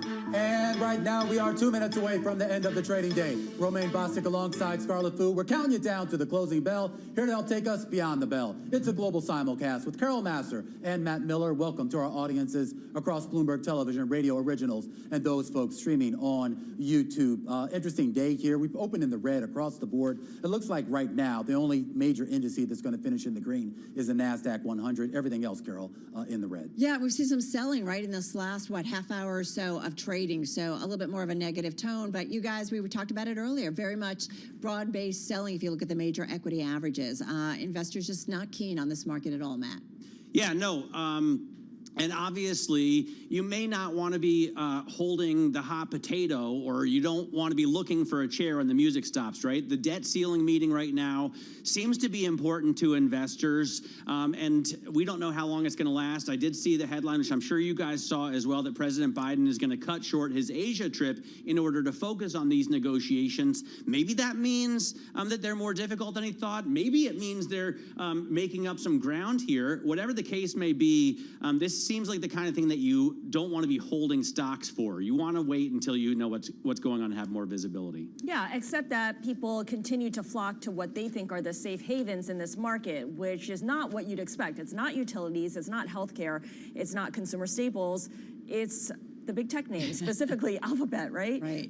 Alphabet, Microsoft, those guys. Amazon, too. We should point out those negotiations taking place in Washington right now. The President of the United States and House Speaker McCarthy were expected to get some commentary out of McCarthy when that meeting is over. Biden, of course, will be on a plane to Japan tomorrow, though he was going to cut that trip short. He was scheduled to go to Australia, Papua New Guinea, and a few other places, but apparently he will be coming back after doing the G7 in Japan. Meanwhile, we get the market close numbers here on this Tuesday afternoon. The Dow Jones Industrial Average lower by 1% or more than 300 points. The S&P lower by 26 points or about 0.6%. And the NASDAQ Composite, which had been in the green for a good portion of the day, flipping into the red, going to close out the day down by 0.2%. We should point out the NASDAQ 100 still managed to hold on to its gains for the day, but only a gain of 0.1%. And the relative laggard on the day belongs to the Russell 2000, lower by 1.4%. All right, digging a little bit deeper into the S&P 500, we do see most names in the index, about 444 to be exact, actually, no approximation there, are to the downside. Scarlet, 58 actually gaining some ground here, one unchanged. So really, again, negative tone here in the market trade. A negative tone, although the move in the S&P 500 is fairly modest, and that's because you have some big cap tech names doing pretty well. For instance, Alphabet lifting the media entertainment group, software and services also doing better by 0.6%. If you look at the decliners, it's pretty clear there was a lot to the downside, from real estate investment trusts to utilities. All those groups are down more than 2%, and in fact, you've got banks, staples, durables, materials all off by at least 1%. So you've got a lopsided market, but because of those big cap tech names, the index isn't declining all that much. All right, so let's get to it. And I really do feel like the theme continues. You know, Scarlett, you're talking about those big tech names. I mean, they were your outperformers in both the S&P 500 and the NASDAQ 100. Among them, AMD, number one in the S&P 500 and NASDAQ 100 today, following last night's 13F filings and disclosure of Dan Loeb's Third Point taking a stake in the company. He bought about 1 million shares according to the filing. So a little bit of a kick. AMD, to be quite fair, has been bouncing around really over the last couple of months, but a gainer up 4% in today's trade. Let's go to Google, Alphabet. This too, top in the S&P 500, NASDAQ 100 up about 2.6%. Scarlett talking about it. There's a lot of stories, the Bloomberg noting today in a story that the stock is back in the game, meaning the AI game specifically. So that is going on. The Amazon, not Amazon, the Alphabet AI play. So that's up about 2.6%. Amazon, forgive me, let me get there. Up about 2%. Top in the NASDAQ 100. And this one, Amazon planning to add ChatGPT style search to its online store. There was also 13F filings of different investors buying into it or selling that. All right, I'm just going to interrupt here, Carol. We're now seeing House Speaker Kevin McCarthy coming out of the White House after that meeting with some commentary here on what was discussed with the President of the United States. I'm not sure if we have that feed just yet here, but the main headlines coming out of that meeting, McCarthy is basically telling reporters after that meeting about the debt limit that there is still, quote, a lot of work to do in a short amount of time. So the main headline here is the Speaker of the House saying that after that meeting with the President of the United States, a lot of work to do in a short amount of time. Let's listen in to what he had to say. Can't bring it back. It's the only place in Washington that Democrats think you shouldn't do that. But I think at the end of the day, it will be in the bill. Mr. Speaker, when will you meet again? Yes, sir. A lot of Americans watching this are probably wondering, why on earth is this taking so long? Yeah, I am too. You know, the difficult part here is I came February 1st to sit down with the President so we wouldn't be at this day. So how could we responsibly lift the debt ceiling? Our spending is out of control. That $6 trillion extra dollars the Democrats spent brought us inflation. How can we grow our economy and make us less dependent on China and actually work together? Unfortunately, for all those thinking that, for 97 days, the President ignored us and said we couldn't meet. It wasn't until the Republicans would no longer ignore the problem and actually raise the debt ceiling, pass a bill, did we finally get a meeting. It's unfortunate we are where we are, but the good thing about it is Republicans always look to find a solution. Mr. Speaker, you said earlier this week that you were still very far apart. We are. We're still very far apart at this point. Yes. What progress was made in this meeting? And you wanted to see a deal by the end of the week. Yes. Do you think a deal could be possible? It is possible to get a deal by the end of the week. It's not that difficult to get to an agreement. When you think about limit, save, grow, the bill we passed, we raised the debt ceiling. We cap future spendings. We grow our spending in Congress by 1% each year. That gives you trillions of dollars of savings.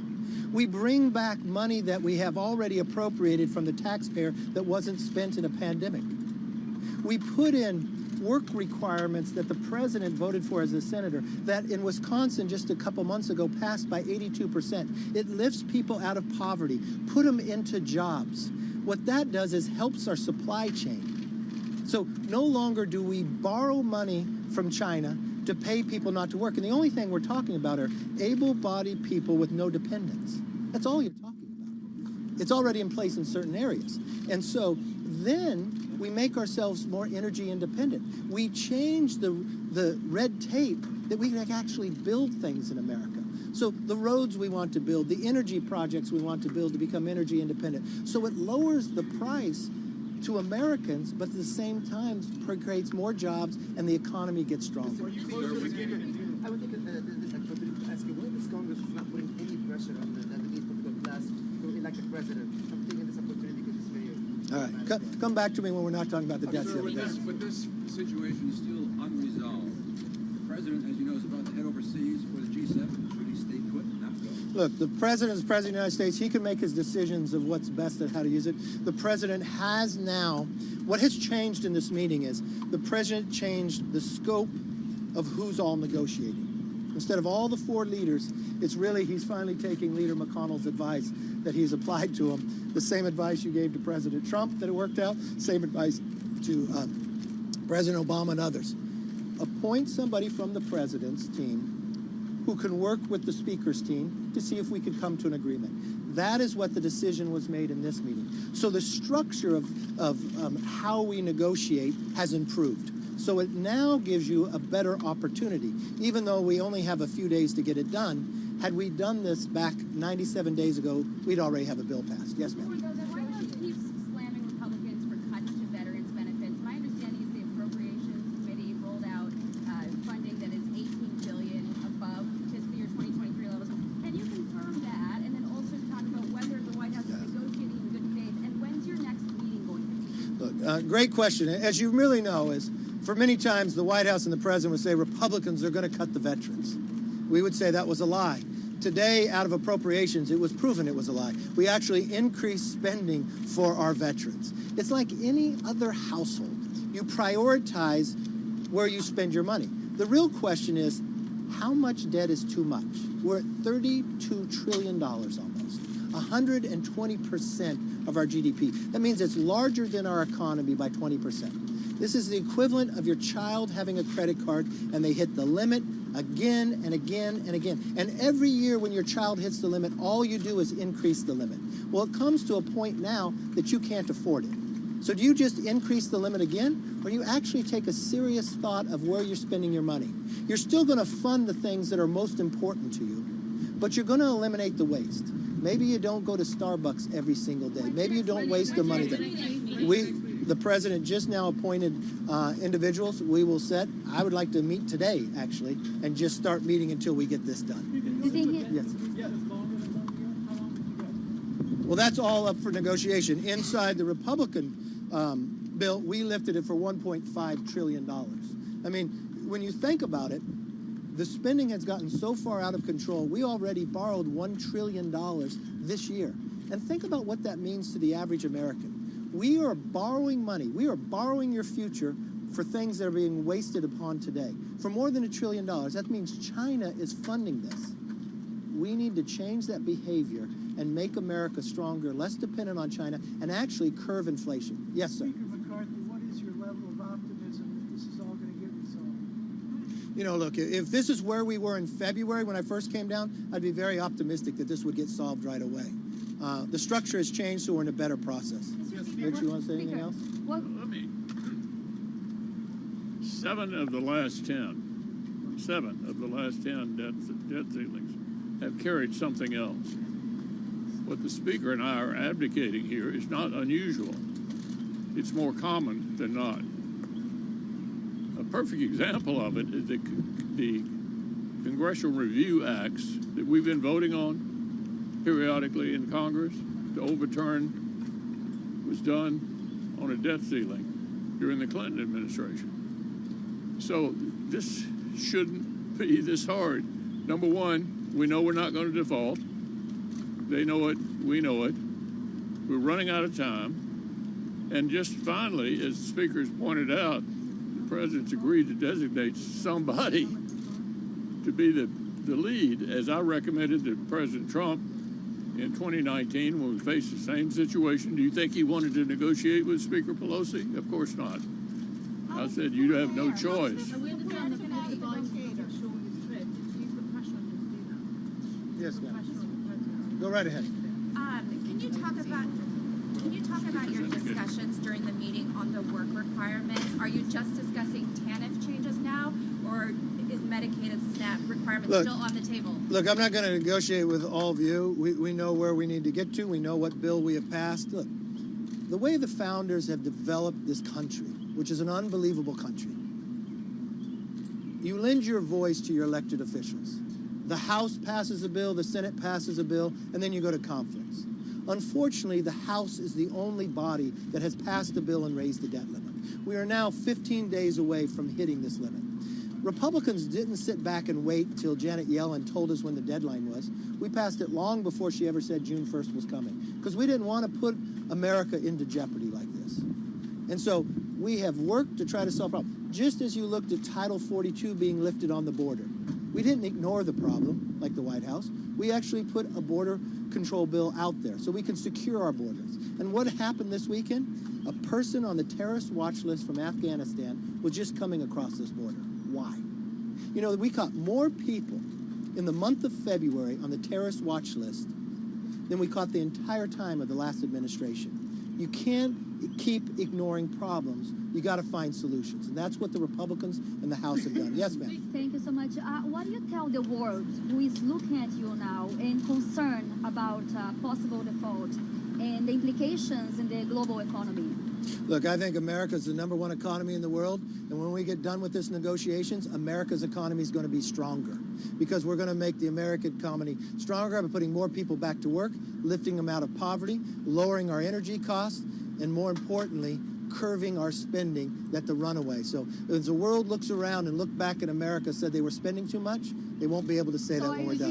Thank you all very much. Have a good day.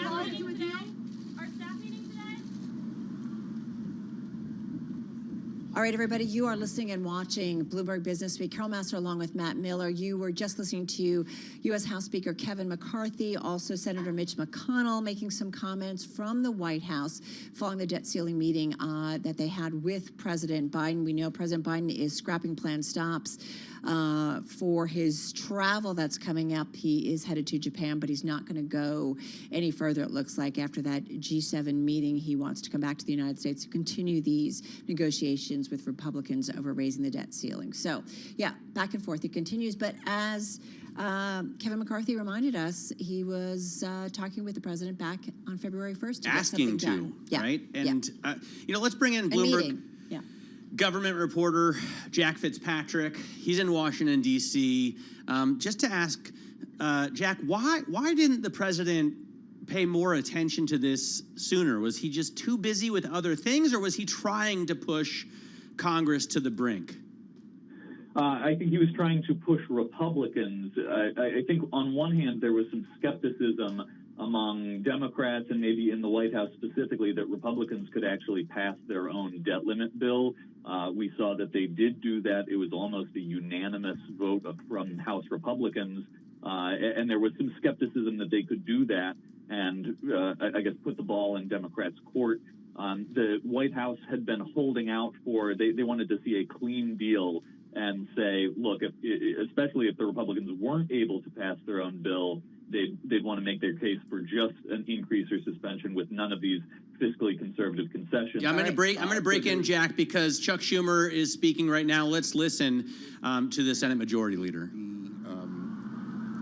Having a bipartisan bill in both chambers is the only way we're going to avoid default. Hakeem and I are committed to trying to get that bipartisan bill done. It was a positive meeting. I thank the president for Hakeem once Jeffries again now stepping up convening to the us. mic. Listen to It was an open Hakeem and Jeffries. an honest, but a very cordial discussion. We all agreed that the only path forward is to reach a bipartisan agreement anchored in common ground. We all agreed that default is not an acceptable option and must be avoided. And we all agreed that over the next few weeks, we have to proceed with the fierce urgency of now in order to make sure we can reach that bipartisan, common sense, common ground agreement so that we can protect the health, the safety, and the economic well-being of the American people. Few questions. Yes, yes.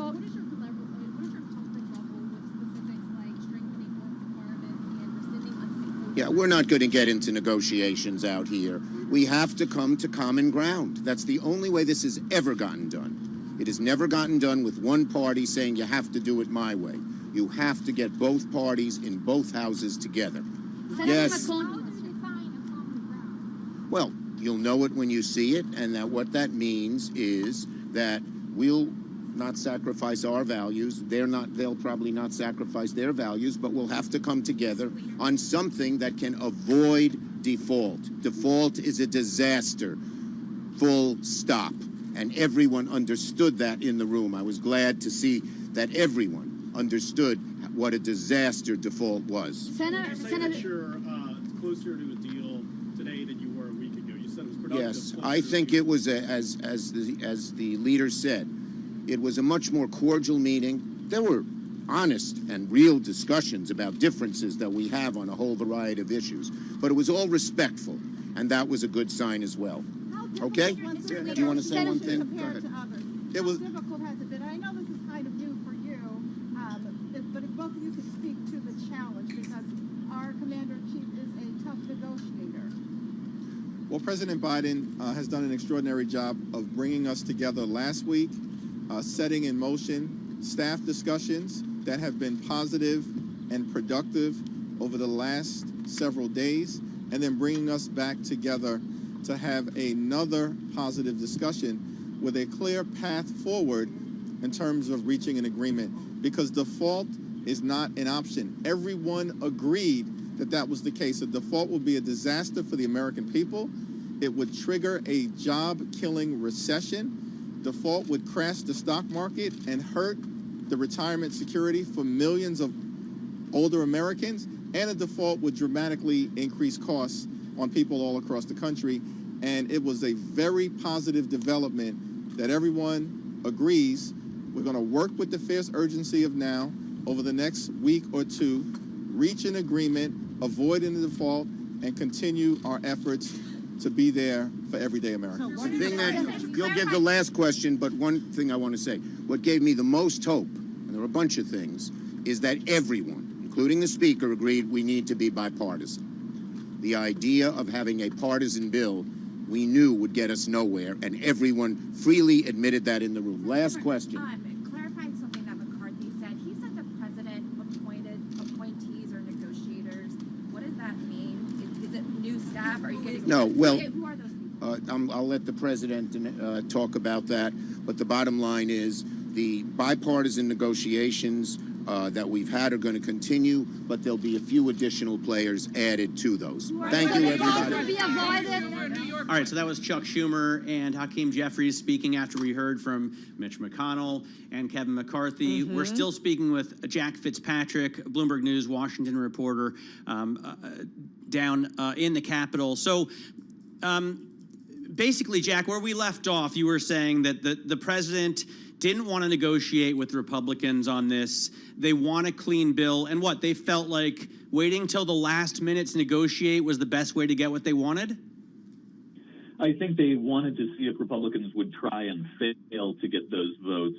And they also pushed to try to get a broader budget plan, which would include more policy proposals, potentially even some more unpopular ones if they have to get into the entitlement conversations, basically to campaign against Republicans.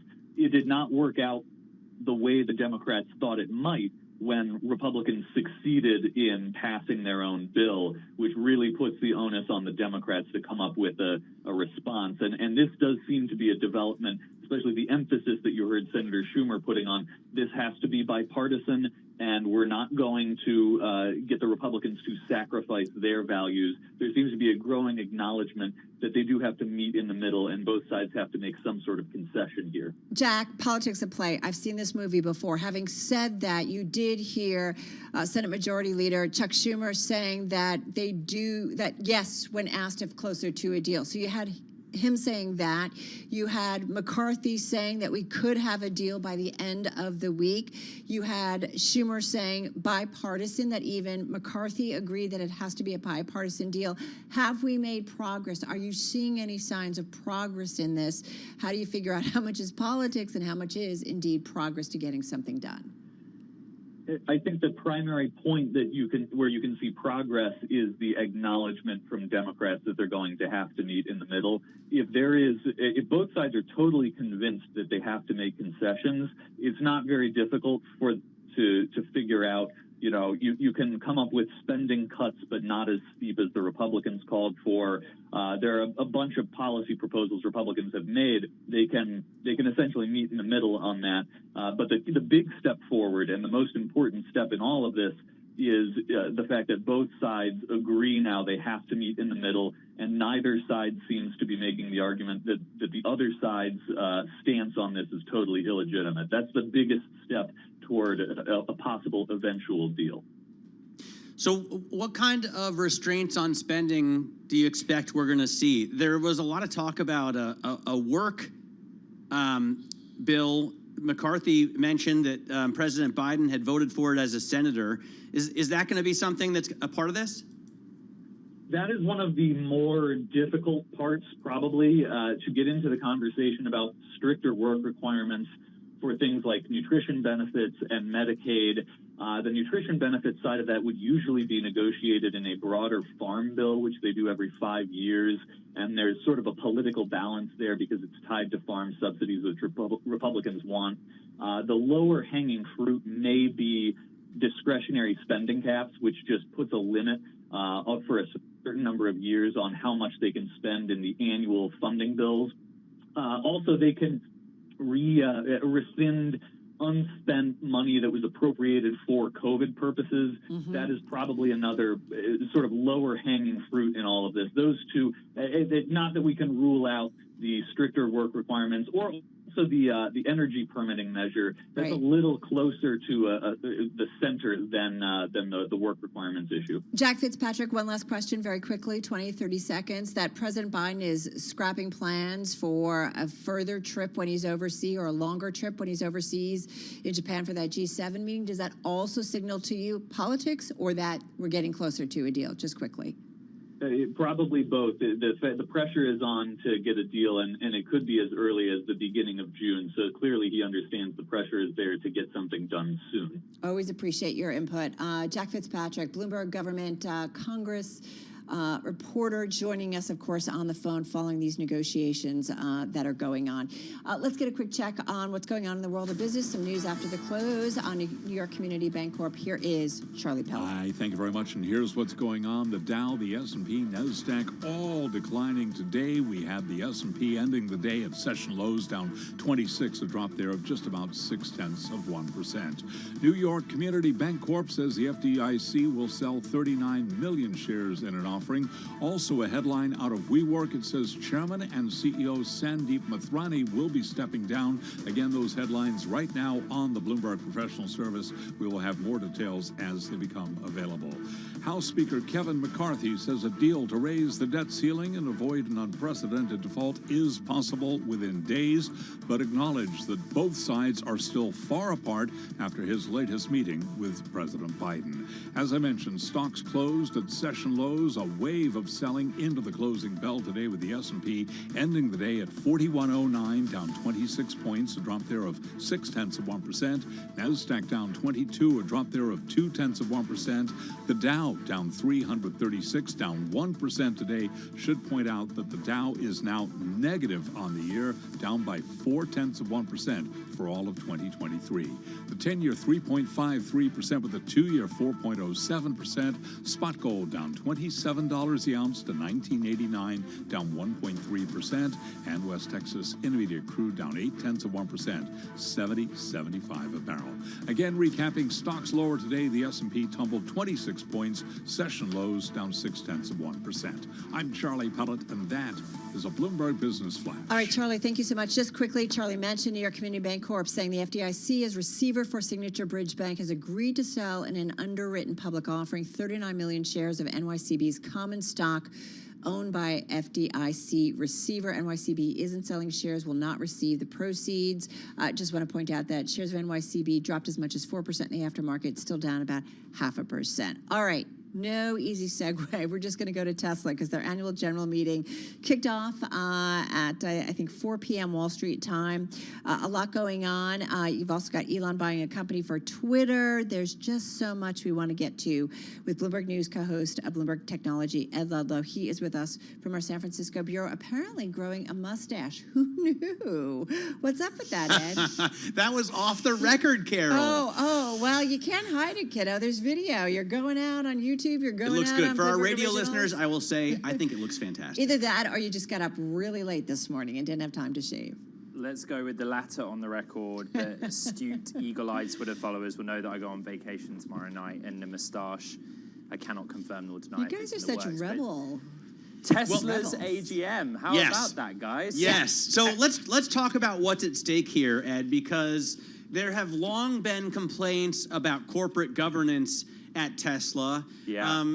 Are shareholders in any position to change that?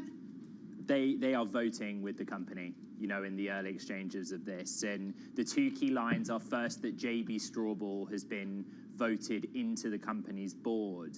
That's important. He was an early co-founding member of Tesla. He left in 2019 after 14 years there. And those that were against his appointment point out that because he left so recently, how can he be truly independent? He's been the CEO of Redwood Materials, the battery recycling group, in the interim, but he has now been elected to the board. The kind of more interesting one for me is that shareholders have voted with the company and rejected a proposal to issue a key man risk report, which is at the heart of the story around Tesla stock in the last 18 months. How does that happen? If any company has key man risk, Tesla is it, right? How does that happen? So a shareholder in Reykjavik, Iceland, had said that made a resolution or a proposal that the company should publish and maintain a key man risk report. For a long time, Tesla has put in regulatory filings that its future is very closely tied to Elon Musk. The success of the company is tied to Elon Musk, but they've not really ever spoken about succession until very recently. You guys might remember AI Day earlier in the year, in March, where they made a real point of showing people outside of Elon Musk working at the company. There were 16 others on stage with him. And it was just this blatant, look at all the great people that work here at Tesla. It's not just Elon. The shareholders have voted against that proposal anyway, so they will not be publishing a key man risk report. But the argument Tesla made was that if they publish this report, it would be like opening the shop door to all their competitors, say, here's all our talent. You could come in and steal it. And that was Tesla's argument. But it's academic now. Shareholders have rejected it. I will also say that on JB, if 2019 wasn't 20 years ago, then I don't know when it was. It was a long time ago, 2019. Imagine what we've gone through since then, Ed. I mean, the entire global economy was shut down east and west. We spent, $12 trillion in stimulus and boosted up the balance sheet. I mean, everything has changed since then. So wait, what's your point? Well, they're saying people who are against his appointment as an independent director were saying he hasn't been away from the company long enough. But look, I think that broadly there has been a criticism that the Tesla board has not been effective of being a counterpoint to Elon Musk. Is They've Kimball on the often board? just gone with him. Say that again, Matt. Is sorry. Kimball on the board? His brother? Let me double check, because I think Kimball's term may have ended. But remember that Larry Ellison recently left the board, a close friend of Elon Musk's. And I think the umbrella point was that there are loads of investors that were upset that Elon Musk was buying Twitter because he was distracted away from Tesla. His compensation when that whole point went to trial was, how could we compensate him at this level if he is splitting his time with two other companies, SpaceX and Boring Co., and then later Twitter. So that was a part of it as well, not just that he would lack independence, but that actually the board would be further composed with people that are closely aligned with the CEO. Looks like Kimball's still on it. Yeah, I'm shocked at one other thing. So, Ed, I Which just part? pulled up MGMT on the Bloomberg terminal here to see who's on the board. Kimball Reeve Musk, he's been on the board for 19 years. I didn't even know that the board was that old. It goes back to April of 2004. I didn't drive into Tesla until, I think, 2010. Well, they had very few to show for themselves. It's been at that long point, in Matt, coming. so- Rupert Murdoch is Yeah. on the board. Well, I mean, is it an independent board? I mean, let's be fair. Well, James Rupert Murdoch, is that? No, that must be his son. James Murdoch, Matt. Yeah, okay, James sorry. James Murdoch. James It is, Murdoch has been on the board for almost 6 years. Yeah. And in a testament to how quick the Bloomberg terminal is, we've already got JB Straubel on there. 10 years, 0.0 years. Yeah, that is quick. So what's the takeaway here, Ed, off of this meeting, bottom line? Well, the takeaway is really closely linked to the news last Friday that Linda Yaccarino is now the new Twitter CEO, and Elon Musk has been tweeting that a big part of that is he can now focus more of his time on Tesla. You know, he's never been, I think we've discussed on this program, a pencil-pushing CEO. Mm-hmm. He likes to be closely involved in technological aspects of development and product and sort of micromanaging decisions. There was reports, for example, of the memo that went out in the last 48 hours to staff saying, I want to be involved on signing off on new hires, even in a contractor level. You know, so we move forward now with Tesla focused on growth, expanding output on the manufacturing side. And I think really quickly we'll go back to questions around its competence in the field of AI as well. Do you have a question here, Matt? Well, I noticed recently that the U.S. Virgin Islands, I think, is alleging that Jeffrey Epstein hooked up Elon Musk with J.P. Morgan. Of course, there's been a lot more news around Epstein when we got the release of his calendar. But has anything been made of that? Have you heard anything about that today? Well, Elon Musk has tweeted about it and basically rejected it out of hand, flagging the long-standing relationship that Tesla had with J.P. Morgan, noting that according to Musk, J.P. Morgan let them down about a decade ago, but he rejected the idea of having any association with Jeffrey Epstein in that tweet, which you can find on his Twitter account. Yeah, I see his Twitter account. Somehow my Twitter algorithm directs Elon Musk's tweets at me all the time. I don't know why, because why? I'm not really that interested. If he tweets something interesting, I know that Ed's going to tell me. Maybe there's something there. Man, there's more that we wanted to talk with you about, so maybe we're going to But he has check to back with go. you. Yeah, I know, right? Twitter doing I have a to say, deal. Ed, you look fantastic. I know you're going on vacation Actually- tonight. Have a great time because you're one of the hardest workers at this company. Can So I I- hope you put your BlackBerry down or whatever it is and just chill out for at least a week. This is what Matt put in our chat. Can we just reflect on how much sexier Ed Ludlow looks with the scruff? I know it's supposed to be for private, but I had to put that out there. I'm not sure my wife agrees, but thank you. Have a good vacation. All right. That's a wrap. Ed Ludlow, of course, co-host of Bloomberg Technology at Bloomberg News. Hey, quick headline. Western Alliance says second quarter deposit growth, $2 billion and more. Deposit growth. You had me at growth. As of May 12th, stock is up 7% in the aftermarket. All right, let's get to World and National News. Off to D.C. and Nancy Lyons. Hey, Nance. Thanks, Carol. It's looking like some progress was made during this afternoon's talks at the White House on the debt ceiling. This is House Speaker Kevin McCarthy. The president agreed to appoint a couple people from his administration to sit down and negotiate directly with my team, so I found that to be productive, personally. Following McCarthy's comments, House Minority Leader Hakeem Jeffries weighed in. We all agreed that default is not an acceptable option and must be avoided.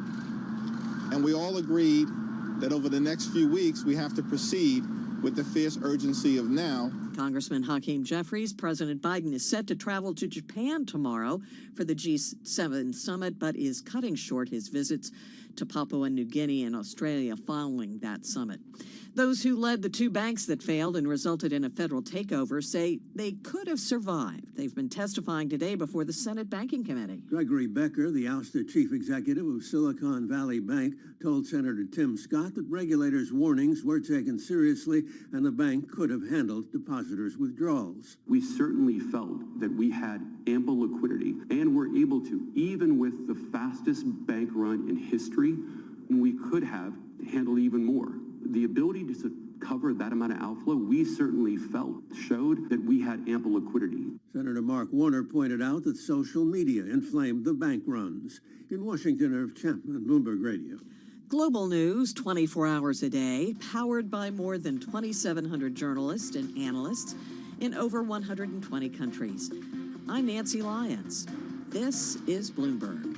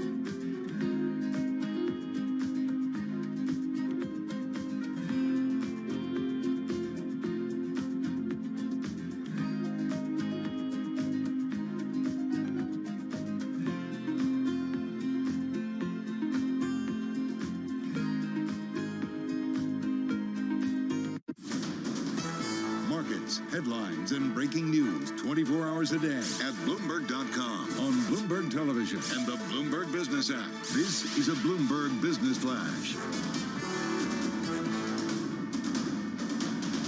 It's 4:40 on Wall Street. We do check markets all day long here at Bloomberg. Lots going on after the close of trading. Western Alliance Bank Corporation shares up 11% post-market. The bank said deposits had increased by more than $2 billion since the quarter's end. That is about $200 million higher than last week's update. Shares, again, after hours, up now by roughly 11%. The FDIC will be selling New York Community Bancorp shares it acquired as part of the lender's purchase of Signature Bank from the regulator in March. The FDIC will sell in an underwritten public offering about 39 million shares of NYCB. And WeWork says Sandeep Mithrani is stepping down as CEO, and chairman of the board member David Tolley will become interim CEO. Well, it was a down day on Wall Street. We had a lot of selling into the close. In fact, U.S. stocks did close at session lows. Stocks got hit in the final minutes of trading on concern that Washington lawmakers are struggling to find common ground and hammer out a deal to prevent a historic default. Hank Smith is the Chief Investment Officer at Haverford Trust, and right here on Bloomberg Business Week, he discussed the risk of a market drop over the debt ceiling.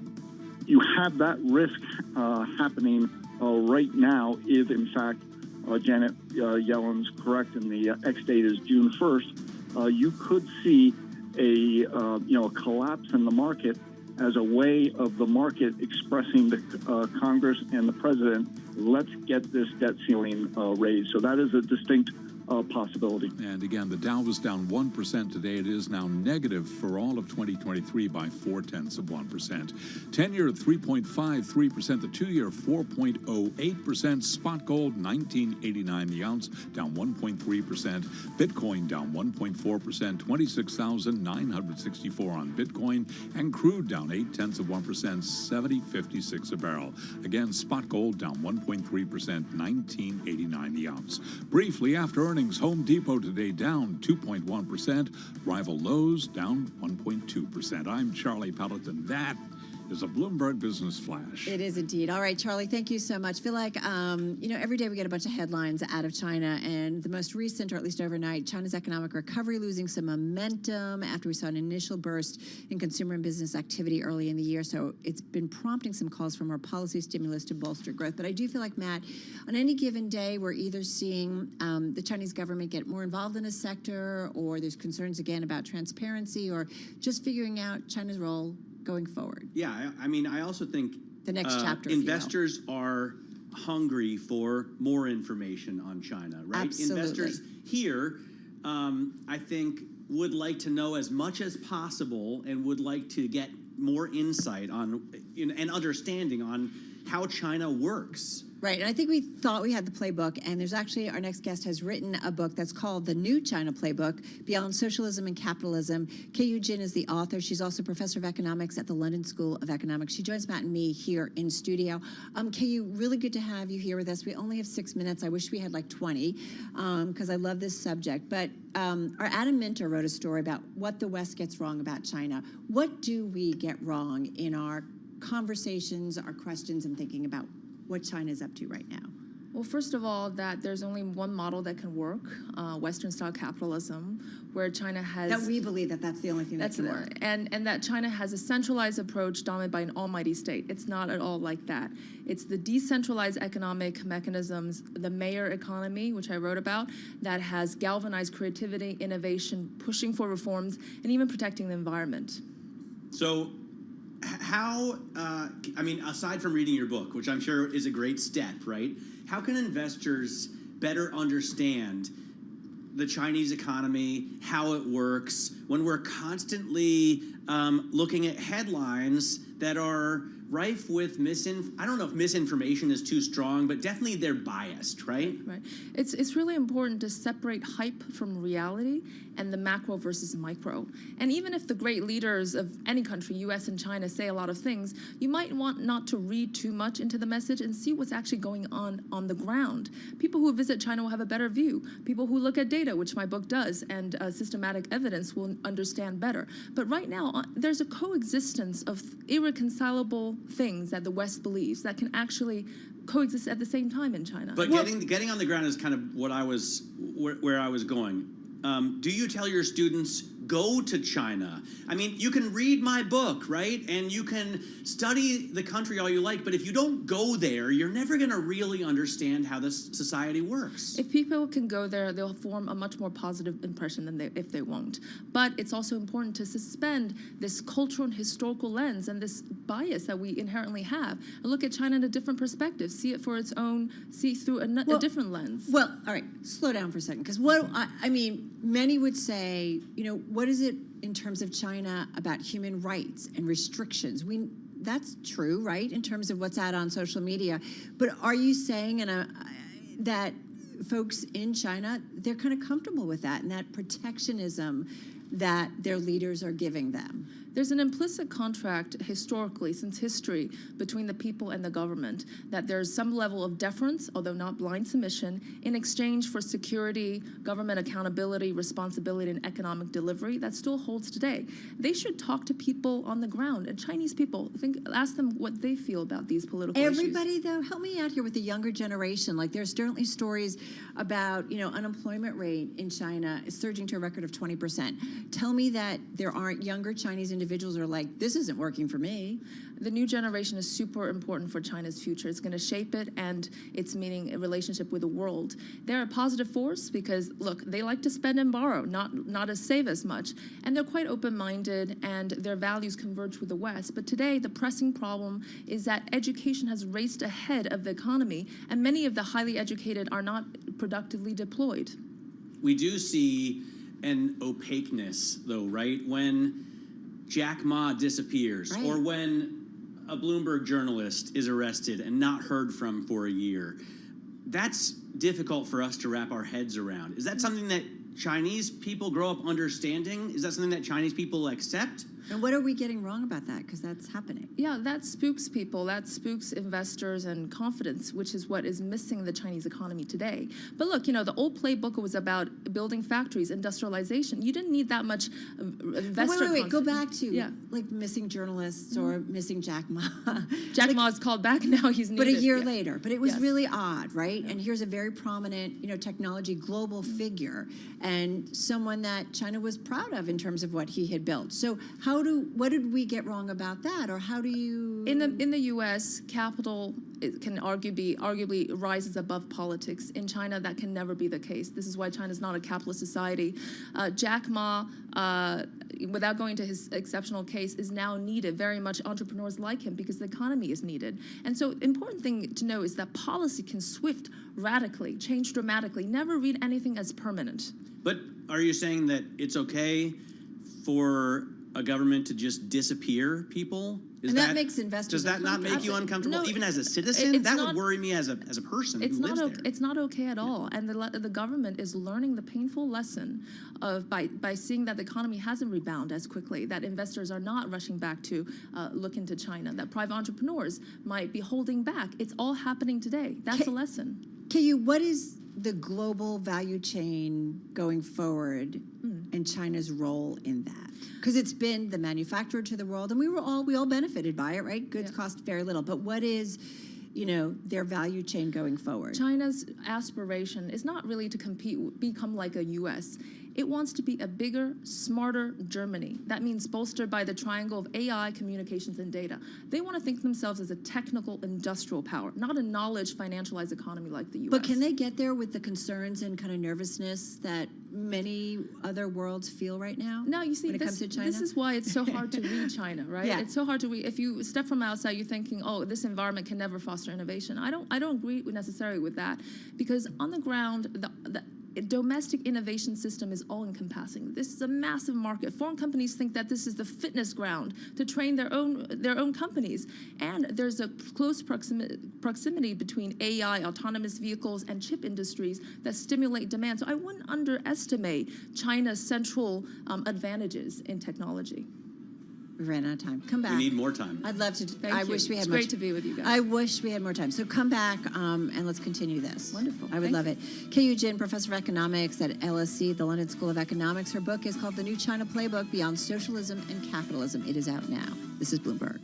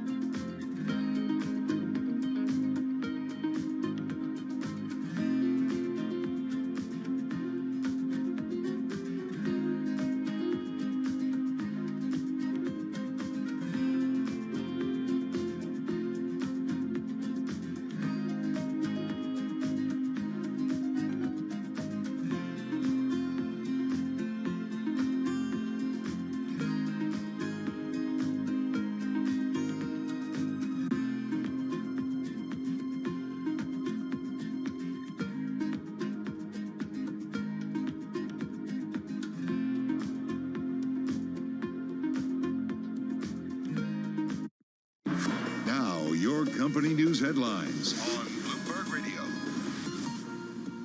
From Bloomberg World Headquarters, I'm Charlie Pellet. Western Alliance Bancorp shares up 11% post-market after the bank said deposits had increased by more than $2 billion since the quarter's end. Seagen, which has agreed to be bought by Pfizer, moved lower today after another big pending deal in the biopharma industry is facing a potential regulatory challenge. Seagen down today by 6%, Pfizer down by 0.4%. Amgen's deal to buy Horizon Therapeutics will be challenged by federal regulators. Amgen shares today did decline by 2.4%. We had shares of Horizon lower by 14.2%. Home Depot has cut its outlook for the year, and with more on that story, here's Bloomberg's John Tucker.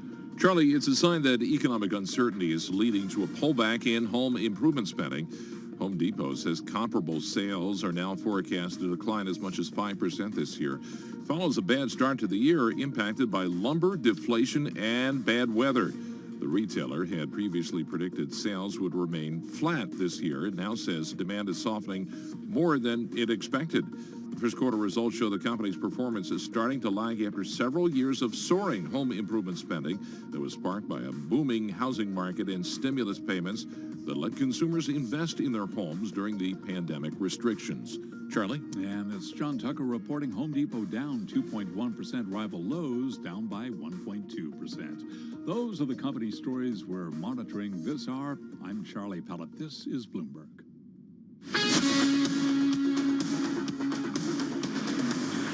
You're listening to Bloomberg Business Week with Carol Messer and Tim Stenevec on Bloomberg Radio.